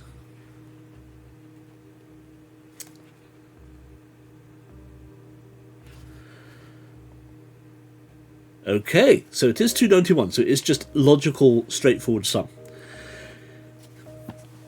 So 237 we're going to 291, having compiled the evidence. Alright. So as the gardener, they have access to the best poisons and tools. Compiling the evidence together, you realise that there is still one piece missing and immediately make your way down to the cellar to confirm what it might be. Here you proceed into the corner where you found the boots and get down on your hands and knees to feel around the floor. The ground is made of individual stone slabs and one of these slabs just happens to be loose. Lifting it, you smile in triumph upon discovering the tunnel underneath. Foxglove seeds. Oh, digitalis. I wonder where this leads, you mutter to yourself. Now you start to see a clearer picture forming of what transpired here. Some time ago, the murderer, passing himself off as a plumber, had gained access to Macready's cellar and used the opportunity to dig a tunnel underneath it, leading where you don't know right now, but you can guess that it must be close. At around midnight, the murderer, using this tunnel to enter the home of Mr. Macready, but upon his arrival decided to take his boots off to avoid leaving muddy footprints in the house. His plan was to kill Macready in his bed and then return the way he had come and collect his boots, but unfortunately you had interrupted his plans when you forced your way in and put him in a compromising position that forced him to make one of two choices. Built in a burial ground, but someone's tunnelled in. Yes, I know, exactly. It's meant to be a Celtic burial ground, but somebody's tunnelled in. So he could either escape back the way he came, and in doing so possibly expose the tunnel, or make a run for it and risk getting caught so the tunnel could remain a secret. He chose the latter. You now lower yourself down into the tunnel to find that it is quite a tight fit. Nevertheless, you decide to crawl through on your hands and knees and see where it takes you. Several minutes later you emerge into a room and light a match. The moment your surroundings come into view, you realise that you are in a shed. Seeing that there is nothing of interest in your immediate vicinity, you decide to leave and step out into the garden of a massive mansion. Believing the owner may be able to give you some answers, you step up to the door and give it a knock. Moments later, an angry-looking man in his 60s opens the door. "Who are you to be calling at such a late hour?" he says. "Do you have any idea what time it is?" "Pardon the intrusion, my dear fellow," he says. "I would not have knocked if it wasn't perfectly necessary. My name is Sherlock Holmes. I'm a detective, and I'm here in a matter of great importance. A man has been murdered." "Murdered?" the man says in shock. "Dear me, who in God's name?" "A neighbour of yours," you reply, "Mr. Macready." "James Macready's been murdered? Well, this is terrible." I quite agree, which is what brings me here. During my investigation, I discovered a man-made tunnel in the cellar which I followed to your shed. "You can't be suggesting I had anything to do with this," the man says angrily. "I'm sorry, sir, but may I ask your name?" Yes. "Seth Pecksniff." "There's no need to worry, Mr. Pecksniff. I'm not making any accusations right now, but I do need to ask if you had any knowledge of this tunnel." "None whatsoever." "And is there anyone in your household who may have?" "Certainly not." "Who is it, father?" you hear a girl's voice from within the house. "Never you mind, Charity. Back to bed." "Are you in trouble, father?" says a second female voice. "You too, Mercy. This does not concern either of you." "Charity and Mercy, you say? So it is just you and your daughters here?" "That's right." "And has anyone else visited who may have access to your shed?" "Oh, not that I can remember," Pecksniff says, pondering this for a few moments. "Although—" "Yes?" you say, intrigued. "I did recently have some work done in there. There was some sort of problem with the plumbing. With the damp. The man you paid to do this job, how long did it take him?" "Oh, a good few weeks." You wouldn't happen to remember the name of the worker, would you?" "No, not the name of the man, but I can certainly tell you the name of the company which I hired him from. It's called Harmon's Plumbing. They were recommended to me by my daughter's fiancé, Jonas. He knows him through this construction company, Chuzzlewit and Sons." Chuzzlewit and Sons? Thank you, Pecksniff, for his information. You now turn to the crime scene at Macready's to catch up with Watson. Turn to 128. 291, let's have a quick check. Is there anything in the evidence for 291? I'm going to end up checking every single thing, aren't we? I hope not. It's going to be very tedious if it is. No, nothing there. And we turn to 128.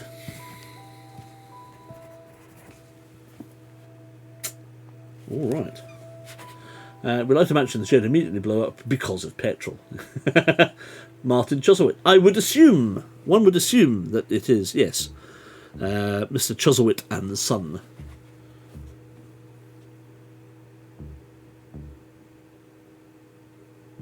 Uh, 128.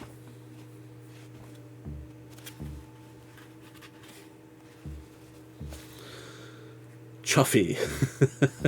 Chuffy Chuzzlewit, is that you?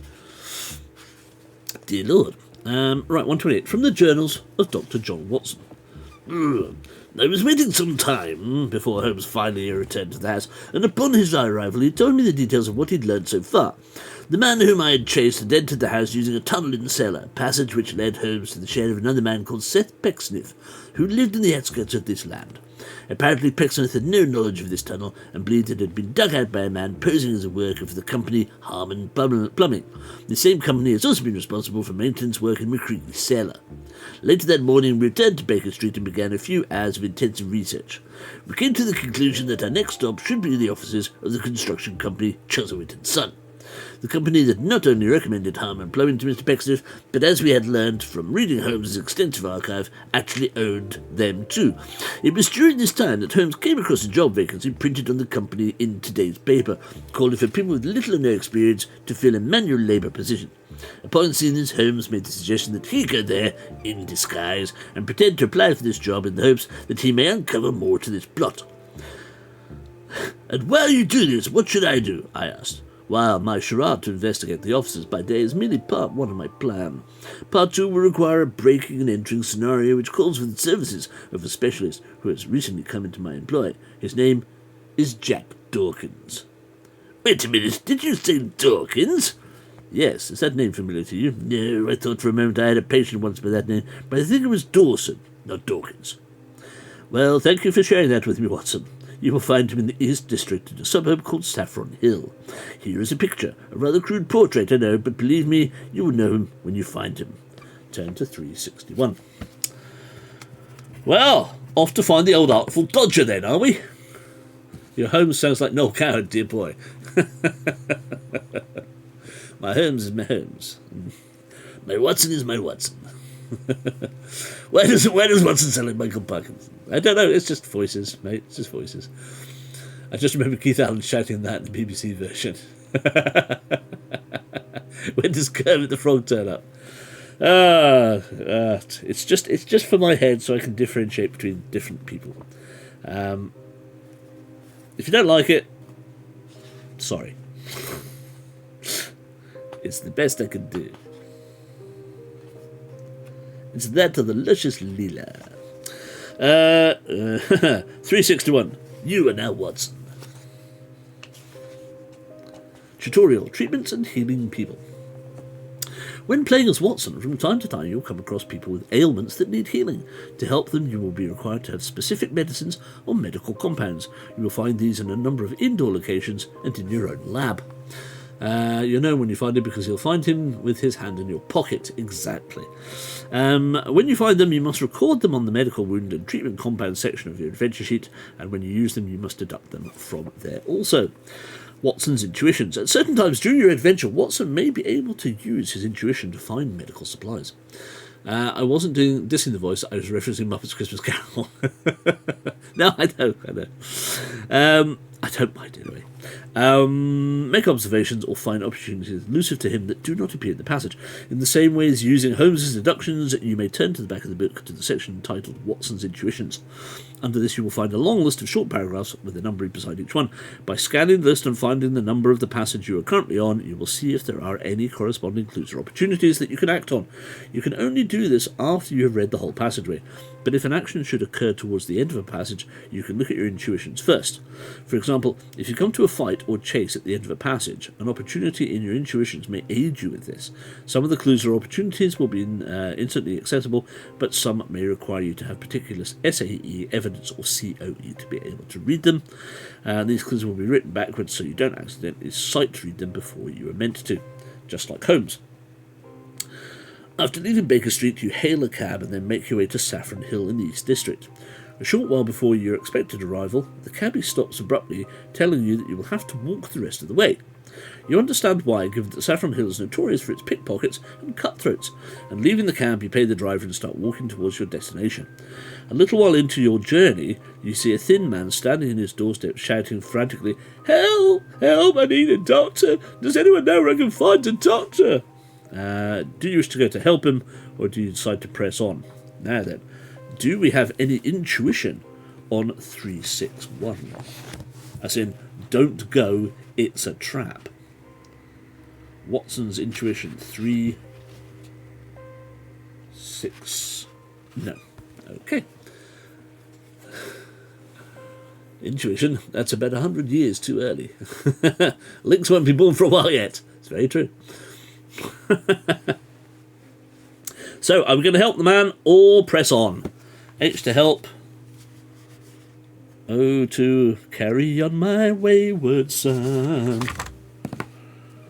bringing peace and hope to everyone. And whilst you decide that, I shall have a drink. Kit would like to help. Straight out the trap. Very nice.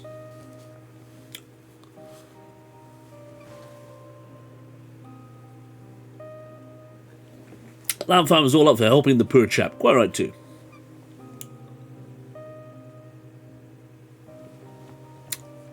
Yes, Kit, you're right. We are bound by the Hippocratic Oath to help all men who require it. Help, says Nathan.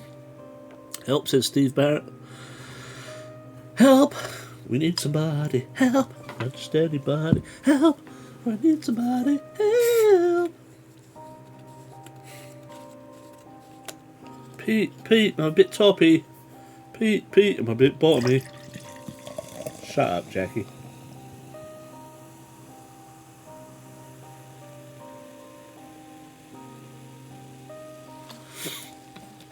I remember Basil the Great Mouse Detective, so not help.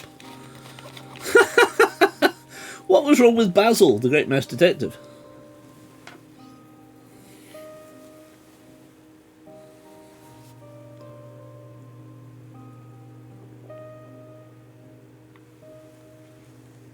Who remembers young Sherlock?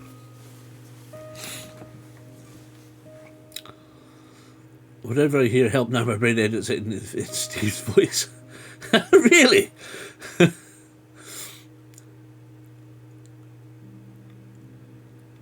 Watson got drugged. Oh no. Oh, fair enough. So who remembers young Sherlock? Came out in the 80s? Oh, from the Noise Box trailer, yes. Fair enough. So young Sherlock, okay, the guy who played What Have You Done Now? You've just recorded something, Steve, and put it out on air. You never saw it. Oh, you should. So, do you know the actor Brian Cox? Not the former D-Ream keyboard player and astronomer Brian Cox. Prof. Brian Cox. No, Brian Cox, who was in things like X-Men 2 as Stryker and so on and so forth. That Brian Cox. So, he is the brother of a mate of mine's mum. They're from Dundee. Uncle Brian, yes, Uncle Brian, exactly. Not the Spaces a minute ago, yes. Uncle Brian. So, as I refer to him, because I'm allowed to refer to him as Uncle Brian because I'm a mate of his nephew. So it's my mate Doug's cousin, so Brian's son, who played young Watson in that film. So my mate's cousin played young Watson in Young Sherlock Holmes. So there you go. There's my one step away from fame again. I love this. Shuts up, Auntie Joan. Yeah, it's just literally one step. But I'm not six degrees of separation. I'm literally 1 degree of separation from Uncle Bry, and the girl who was in Moondial, of course, because he was in a play called what the hell was that now? Stepladder. With her, and he brought her home. So he split up with his wife, obviously. You genuinely see what's going on, good right. So he split up with his wife and was seeing her and brought her round to my mates for Christmas dinner back in 1992. And Doug, of course, gobsmacked, because it's like both of us was like absolutely in love with the girl from Moondar, and there she was sat on his sofa within touching distance, but not touchable, because of course she was going out with his Uncle Brian. So, oh well, never mind. You're like 5 people away from Trump. I do not want to know that. I have no idea, genuinely, I have no idea what my 6 degrees of separation from Kevin Bacon would be, apart from the fact that I am on EE. That's as close as I can think I can get to Kevin Bacon. I don't know, genuinely. It sucks. I'm not surprised. Right, so are we going? It looks like we're unanimously going to go and help the poor codger. 4 away from Trump. Oh Jesus, forget that. 882.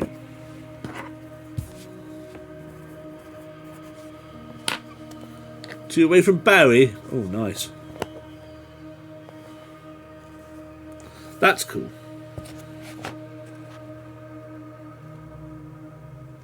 I'd go with the 2 away from Bowie. That's pretty awesome. Right. So I'm a doctor, you say as you approach the man. How can I help? It's my son, the man says. He took us tumble down the stairs, and I think he may have broken something. Would you come inside and have a look? Of course, you say. You then follow the man inside to his dining room, where you find his wife and 3 children, 2 girls and a boy, standing around a 4th younger boy who lies on the table crying. Oh no, it's the Cratchits. Who's this, Bob? The wife asked, confused by your arrival. It's all right, my love. He's a doctor. He's come to have a look at Tim. And approaching the table, you now get a better look at your patient. The boy's leg is fractured, and he appears to be suffering from fatigue. So what exactly happened here, you ask? Well, Bob has just come in from work, says the woman, and I was preparing their tea, and I calls up to Tim, come downstairs, and I went back to the stove, and then a few minutes later I heard a loud thud, and I heard Tim cry out in pain. That's when we found him at the bottom of the stairs. Oh, please say you can help him, Doctor. I can't stand to see him in pain. To heal the boy, you will require the following: 1 fatigue, 1 splint, and 1 bandage.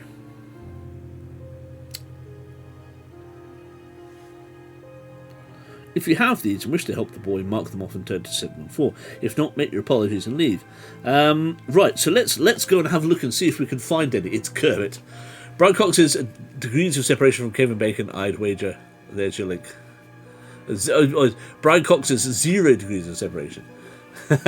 Yeah, actually, I would imagine Brian Cox is 1 degree of separation from Kevin Bacon. That actually would make sense. So I would be 3. That would put me at 3 degrees of separation from Kevin Bacon. If that was so, me to Doug to Bry to Kevin. Actually, I wonder if they've been in a film together. They may very well have been. Gosh, that is weird. That is freaky. I could actually be 3 degrees of separation away from... Actually, yes, I could be 3 degrees of separation away from a lot of film. Ooh. Which does put me... Matty's off to bed. Right, night, mate. Good to see you. Thank you very much.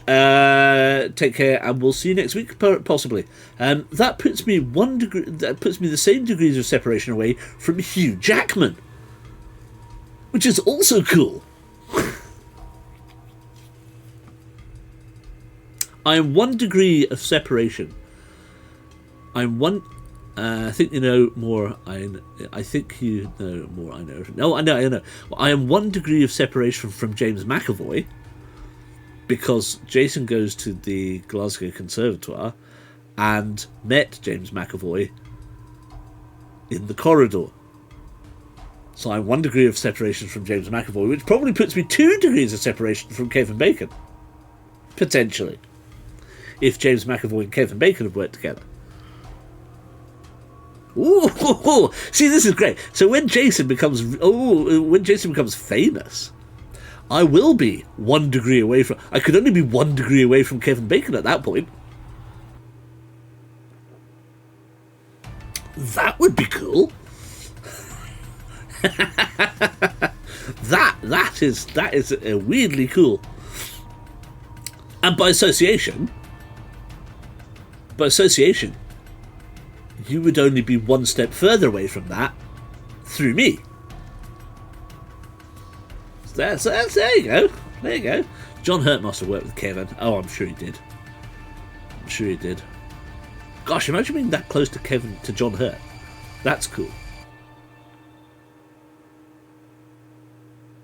But then I technically have been 0 degrees of separation away from Stephen Fry, Mark Wynne Davies, all that lot. He was very drunk when I met him. James McAvoy and Bacon were in X-Men Act Club. Of course they were. There we go then. So I'm down to two degrees of separation. 1 degree of separation from Bardo. Well, I wouldn't mind that. Yep, Stephen Fry's lovely. I want to check and see if we've got anything in the old... if we go 882, because he may be able to scrounge stuff from around the house. Let's have a look and see if Watson can plunder. 882...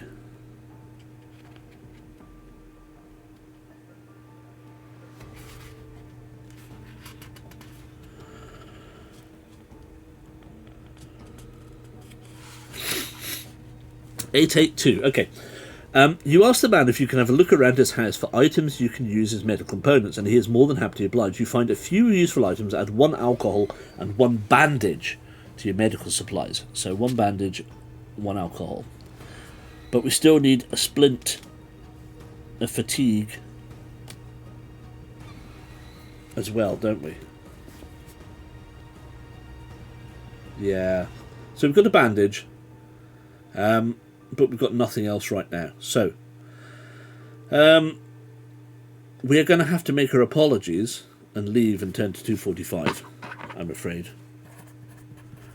Hopefully we can come back. Use a chair leg as a splint and Mrs. Cratchit's petticoats as bandages. Yeah, I know. You would think, wouldn't you? What was Steve saying? I missed that. Everyone on Noisebox is 2 degrees away from Douglas Adams because Michael Fenton Stevens did promos for us and also starred in the Dirt Gently radio series. Yes?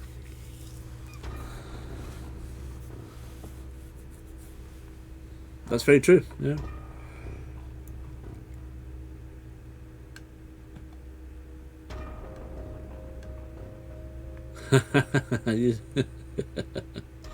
I know. We've all got fatigue, and that could help us. But unfortunately, we don't have them to hand now, so we have to leave 2:45. Poor Tiny Tim. Maybe that's why. Maybe that's why he has the leg he has, because we were never going to be able to save him in the first place, and because of that, that is why Tiny Tim is a cripple. Ta-da! No worries. 2:45.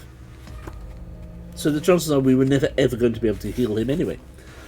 Further on into your journey, you come across a man lying in the middle of the street. He is a small, portly fellow wearing a tattered suit and top hat. Your first thought is that he may be a drunk who has passed out, but there is also the possibility that he could be wounded, or worse, dead. Do you wish to investigate the man lying on the street, or do you continue? Or shall we try and use our intuition by going to 2:45? I say intuition. 2:45, just on the off chance. Watson.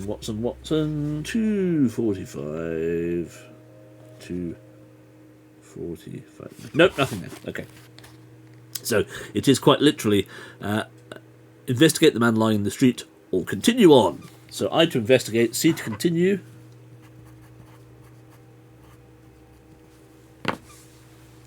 How are we enjoying this, by the way?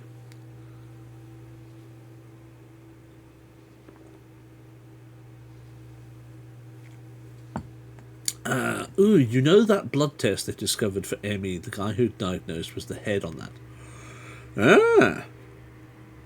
Yes, a Tiny Toon cameo where we can't help him. That's what I think, anyway. I'm pretty certain that we were never going to be able to help him in anyway. Bear in mind that this is still the prologue.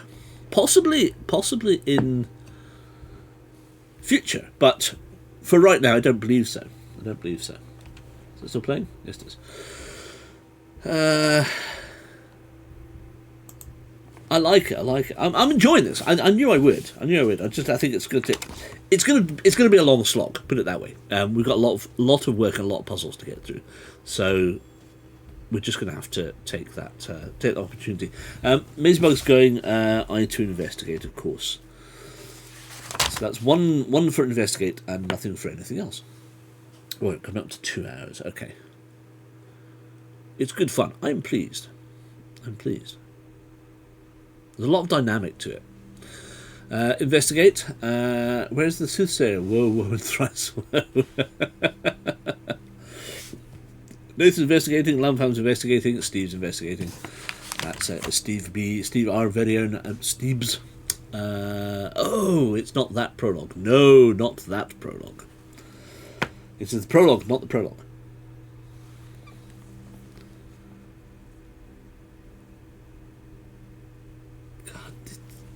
I find it really weird when the music is so quiet I can't hear it. But it is there. Just very quiet. Okay. So 2:45. We're going to go investigate by turning to 984.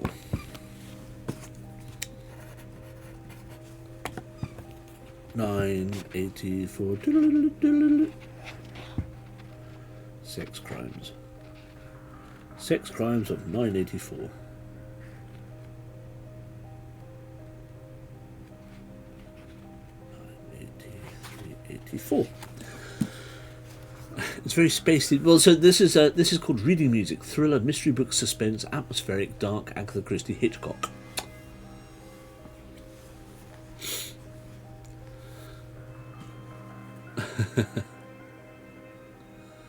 Prologue. Oh no, shut your face. Don't hit the missus. Ooh, okay. 984. Upon approaching the man, you see that he has a nasty stab wound on the left side of his abdomen. Checking for signs of life, you find that he is still breathing, but perhaps not for long, if you don't do something about his wound. To heal this wound, you will require the following. 1 alcohol, 1 bandage, 1 thread. Well, we have 1 alcohol, we have 1 bandage, but we have no thread. Let us search on the off chance that we can find some sort of thing to use as a thread. 984. Anything in Watson's area? 984, 969, 999. No. That's a shame. We have no thread.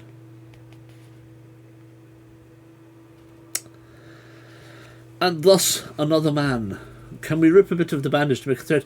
You would have thought so, but no. Although, also, why? Man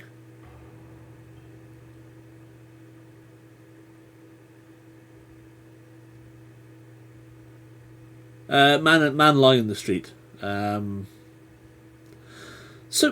But Watson would have... I mean, Watson is typically depicted as always carrying his doctor's bag with him, regardless. So he should have the basics with him, which I find a bit disappointing. But according to this, we don't have the thread, so therefore we can't do anything about it. Possibly on another turn we might have. But for now, sadly, we must turn to 49.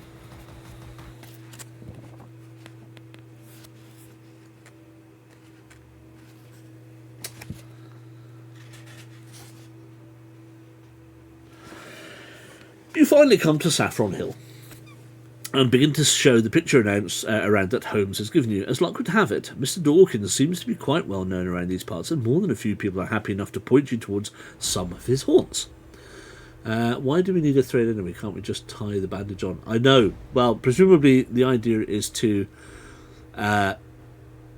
cleanse the wound with the alcohol, suture it closed, and then apply the bandage afterwards. But none of which we can do because we haven't got a needle and thread. So we're off towards something at once. It's while exploring one of these, a busy marketplace, that you hear someone shout, "Get back here! No one steals from me and gets away with it!" Then you see a young, cheeky-looking young boy emerge through the crowd, followed by two stocky, angry-faced men. Looking at the picture, you realise the resemblance is uncanny. As the boy runs past you, you quickly grab hold of him and pull him to one side. Now up close you see is a dirty, snub-nosed, flat-browed, common-faced boy of 15 with all the airs and manners of a man. "What do you think you're doing?" he says in his common tongue. "There's people after me." "Jack Dawkins?" you ask. "Might be," he says. "Depends who's asking." "My name is Dr. John Watson. I'm here on behalf of Sherlock Holmes. He needs your help with a small matter." "Unhand the boy," says the voice. "You can have him once we're done." You turn to see the men who were chasing him standing behind you. "First you tell me what the boy has done to warrant this kind of pursuit," you ask. "2 men against a young boy hardly seems fair." "He stole something precious from me," the man says. "An old family heirloom worth 5 shillings. So what's this? What? So what? It's all about money?" "That's right, and if you don't pay it, I will take it in blood." Do you convince the boy to pay back what he's stolen? Do you choose to pay on his behalf, or do you choose to fight? Presumably we have nothing to earn or learn from heading to 49. Kind of want a list of these printed out. It'd make life a little bit easier. But they are unprintable. No, nothing 49. So it's a straightforward case of... What we got, half past. Straightforward case of convincing the boy to pay back what he stole. So P to pay back. Choose to pay in his behalf. M for money. Or fight. So P for Dodger to pay it back, M to provide the money to pay him off, or F to fight. Do we have any money? The answer to that is no. Again, you would expect us to have a minimum amount of cash in our pocket, but there is nothing listed in the tutorial.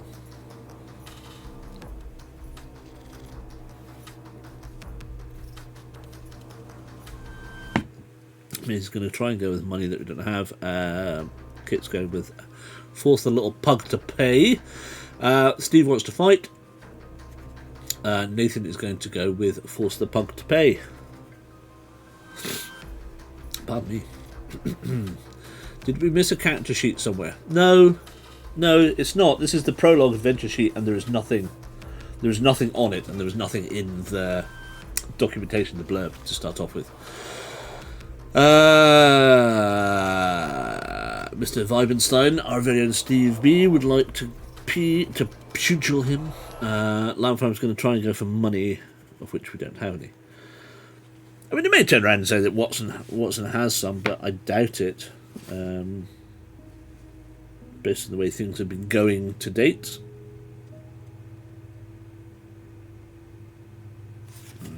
Look, I don't think we do. 5 shillings, you say?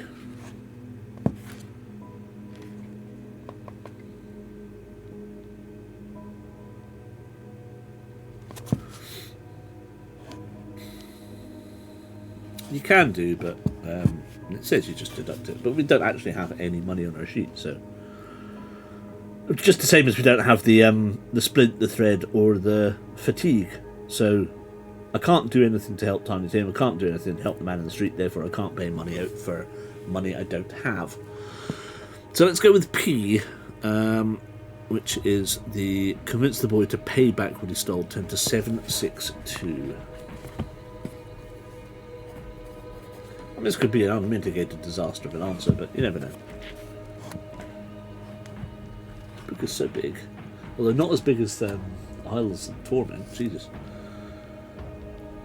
Although I think everything was quite small. Okay. Jack, I think you should give the men back their money, you say. What? The boy says in short. You can't ask me to do that. The man I work for, he won't be happy if I return empty-handed anyway. Besides, there's nothing to do with you. I'm just giving you some friendly advice. I've met people like this before. If you don't pay them now, they'll continue coming after you until you do. And as for returning empty-handed, I'm sure Mr. Holmes will be happy to recompense you for whatever you do for him. Fine, Jack says as he hands the men 5 shillings. Now, I trust this matter is settled, gentlemen, he said to the men. It will suffice, one of them says before he turns to him. But if I ever catch you stealing from us again, I'll chop your bloody hands off. After this, they leave. Thanks for that, Jack says. You're quite welcome. I'm being sarcastic. You better be right about Mr. Holmes paying me, because if he doesn't, I'm robbing you the first opportunity I get. Take -5 off Dodger's shillings and turn to 252. Oh, okay, fine. So, -5. Oh, so we could have paid, but we would have been -5 shillings, even though we have no shillings. But Dodger is now down 5 shillings anyway. Turn to 252. Ho hum.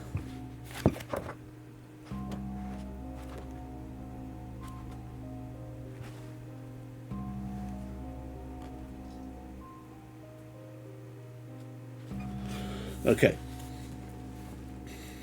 From the Journal of Dr. John Watson. Later that evening, Holmes, myself, and the young and sprightly Mr. Dawkins met outside the offices of Chuzzlewit and Son. Glad you agreed to come, Dodger, Holmes said. What has Watson told you so far? Oh, something about a bloke who got murdered in his house, Dodger said. And you think it might have something to do with business called Chestnut and Son. Chuzzlewit and Son, I corrected him. Yeah, that's what I said. He also mentioned something about you going in there and disguised to attend an interview. Which I did this afternoon, Holmes confirmed for us. I did not learn as much as I had hoped, but I did meet the owner of the company. His name is Jonas Chuzzlewit, and I believe he may be our villain. He originally ran the company with his father, the recently deceased Anthony Chuzzlewit. From the way he spoke about the man, I could tell there was no love lost there, and it wouldn't surprise me if Jonas had had a hand in his death too. At the moment, though, it's just theory. I'm hoping that the full explanation of his office may reveal, exploration of his office may reveal the evidence we need to convict him. For this caper, Holmes has brought along 2 oil lamps for us to use once we were inside. The trouble was getting inside in the first place. Were it not for the fact that the front door had a particularly complicated lock, Holmes probably would have used his own lock-picking skills to get us in, but now it was up to young talents for the Artful Dodger. Unfortunately, not even his famed skills could get us through the door, but being as young and athletic as he was more than happy to try and get inside via the roof, and then open the door for us from the other side. Having witnessed firsthand the skill set of the young burglar that I picked up at Saffron Hill, I was fairly confident he was up to the task at hand.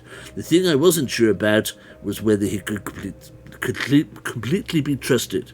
Turn to 517. Now, we're in the home section, so I'm just going to double check, just in case.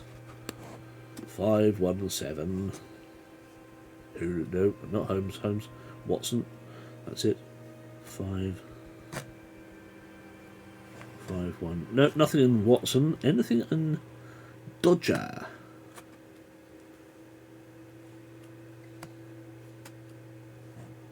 Five. No. Okay. Nothing there, is there? Yes, it is getting. Yes, Watson is just definitely turning into Moneyback and QC. That was marvellous and because of the things was very much so good. The sound of all together once and the tiger in Carruthers. I couldn't believe the whole leg had gone. Sometimes we laughed, of course, and that's often things of it. But there was a lorry load of interesting cheeses, and there's the words and what the series of regards. But of course, I was very, very drunk at the time. There we go. It's still the ooh and tiger in Carruthers. There's something quite beautiful. A lot of interesting cheeses. I love it. Absolutely love it. It's got to be my favourite. It's the one that I have spent years years and years doing. And it has got to be my favourite, other than Channel 9, of course. Everybody loves Channel 9. And, ladies and gentlemen, everybody's favourite footballer, Julio Jodio. Pet, great, for the cards, for the up the 2 legs. But it gets down the Arsenal. Can he whack it? Bang on the net. Hi, I'm Ed Winchester. I forgot where we are now. 252. Right, nothing to show there, so we're going 517. Oh, lordy, intrigued. Jumpers for goalposts. Small boys in the park. Intrigued, isn't it? Oh. What's that? Ron Manager, isn't it? 252. Ron Manager.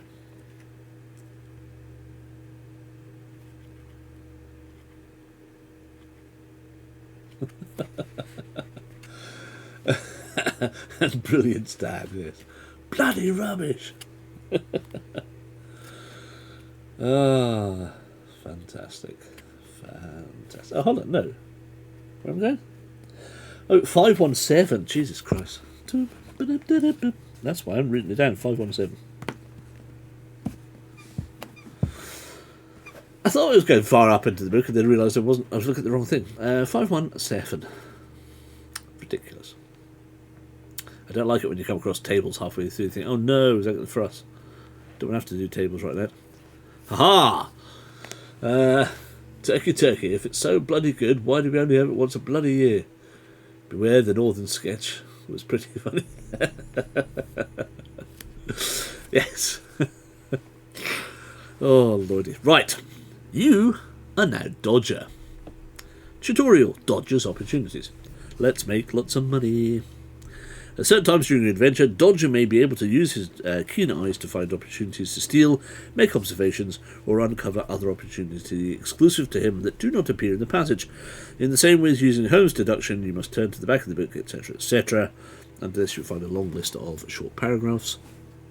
Blah, blah, blah. Using stamina to aid physical tasks. As well as stamina being a record of your health, you can also use it at times to enhance your rolls during physical tasks. If you choose to do this, you'll be allowed to add 1 to 2 to your dice roll, but must deduct the same amount of points from your stamina. Well, I wouldn't know about that, sir. Just allowed Geordie used to scare the postman.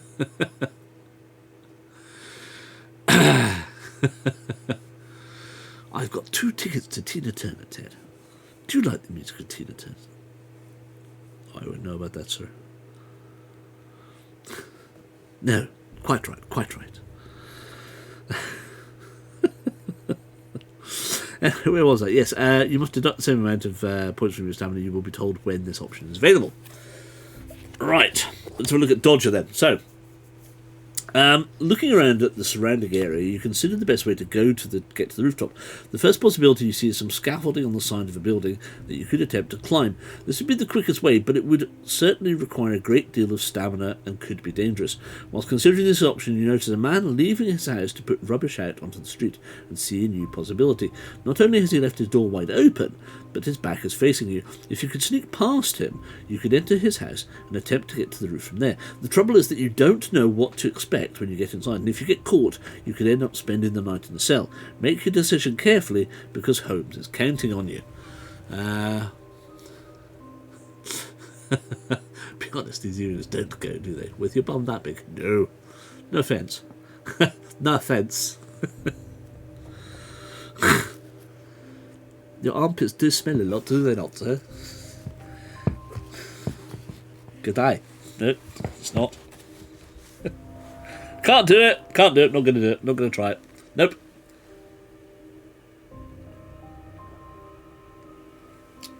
How would you like to try a latest perfume? No offence. That's as good as it gets, I'm afraid. Right. Do we want to check? What is this? 517. Let's check to see if there's anything at the back for Dodge. Just in case. I know it's early doors yet, but you never know. No, so nothing in 517. So the thing is, Are you going to try the scaffolding? Are we going to try and sneak past the man?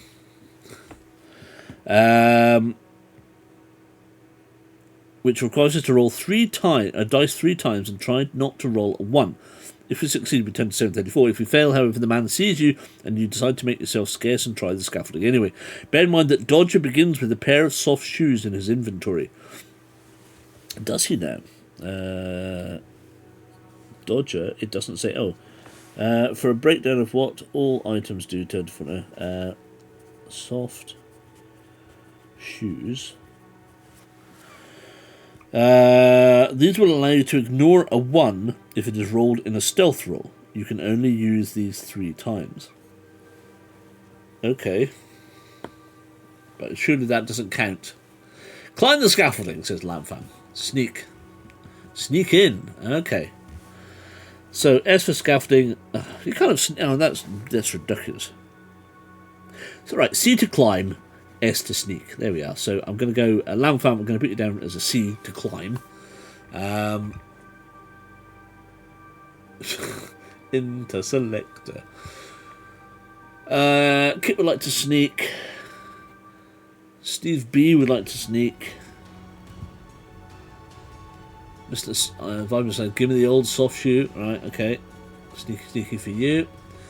For doing soft shoe shuffle, yes. Nathan would like to sneak. Nathan wants to climb. Schnick. Okay, right. So it's 4-2. So we're going to attempt to sneak into the man's room.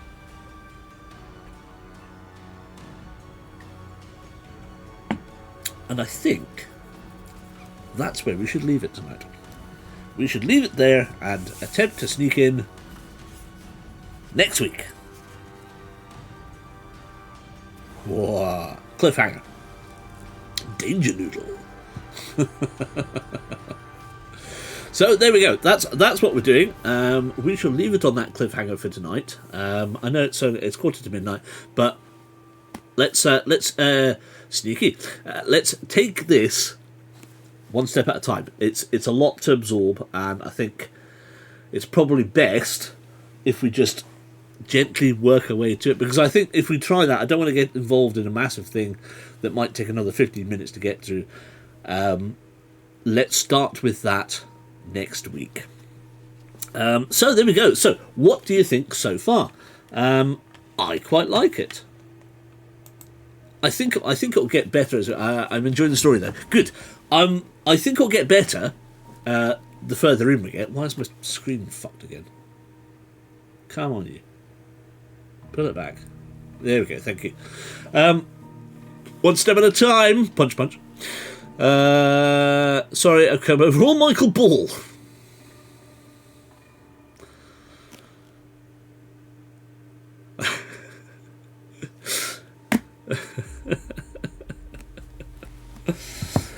Yes, Andrew Lloyd Webber's Enforcer, the man who has twice as much blood as any other man.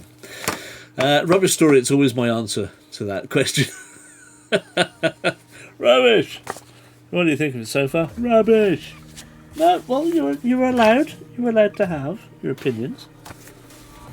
Your opinions suck. I do like the change of perspective between the different characters. The mechanics are interesting. Good! Good, I'm pleased, because that's what I was hoping for. So, yes, I'm just going to leave all this here. We'll put it on the book, and we'll sort it out for next week. So there we go. Joseph Daniels, Grim Dickensian. A good start. A Victorian multiverse gamebook, it says. With lots and lots of character progression on everybody's part, by the looks of things, which is nice. So what we up to Monday? Back on digging a hole. It's intriguing. I want to know what happens. Good. Well, as far as I'm concerned, this is us until the end of the year. We're just going to keep going on this as long as we can. I'm away next week, so might not be around. Not a problem. Mazebug, you do you as always. You have got plenty of things to be doing, but you might be. In which case, then that would be lovely to have you. If you can make it, you are more than welcome. And you're enjoying it. I'm pleased. Good. Well, what I'm going to do is I'm definitely going to push this video up to YouTube tomorrow, because I want to start pushing that side again a little bit and see if we can get some people, some randos from there coming over and joining us live, which would be nice. If I'm going to carry on with this, oh good. It's a bit busy. It's a round week. They always are this time of year. This is unfortunately the way things are. You know, people have got a lot of things on at this time of year, and I will just enjoy whoever turns up on a Thursday night. Yes, have a great time at Newman. Tell Louise we say hi. Tell Louis we say hi. Yes. It's a shame that Trace missed out last night. Was it last night? This week anyway. So I hope she was able to get some cash back from that somehow. I don't know, Steve. Was she able to sell her ticket on or punt her ticket?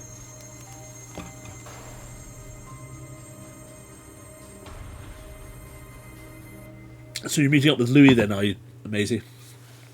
To go to see Mr. Gaza Newman.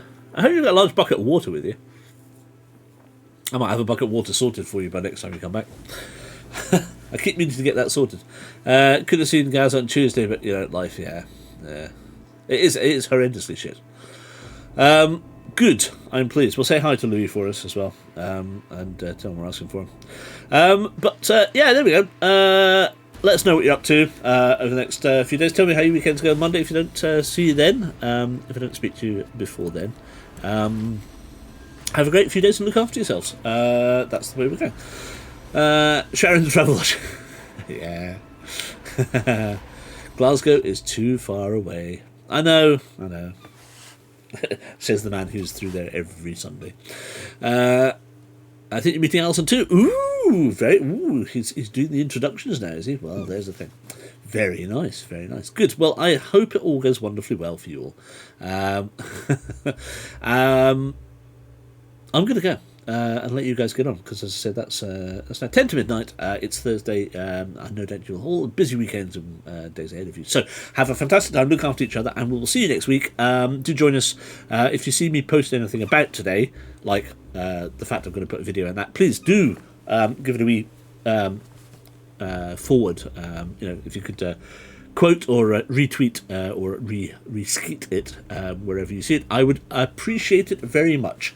Guys, take care of yourselves, look after each other, and I will see you all on Monday if I don't speak to you before then. Have a great weekend, everybody. See you soon. Good night, folks. Cheers.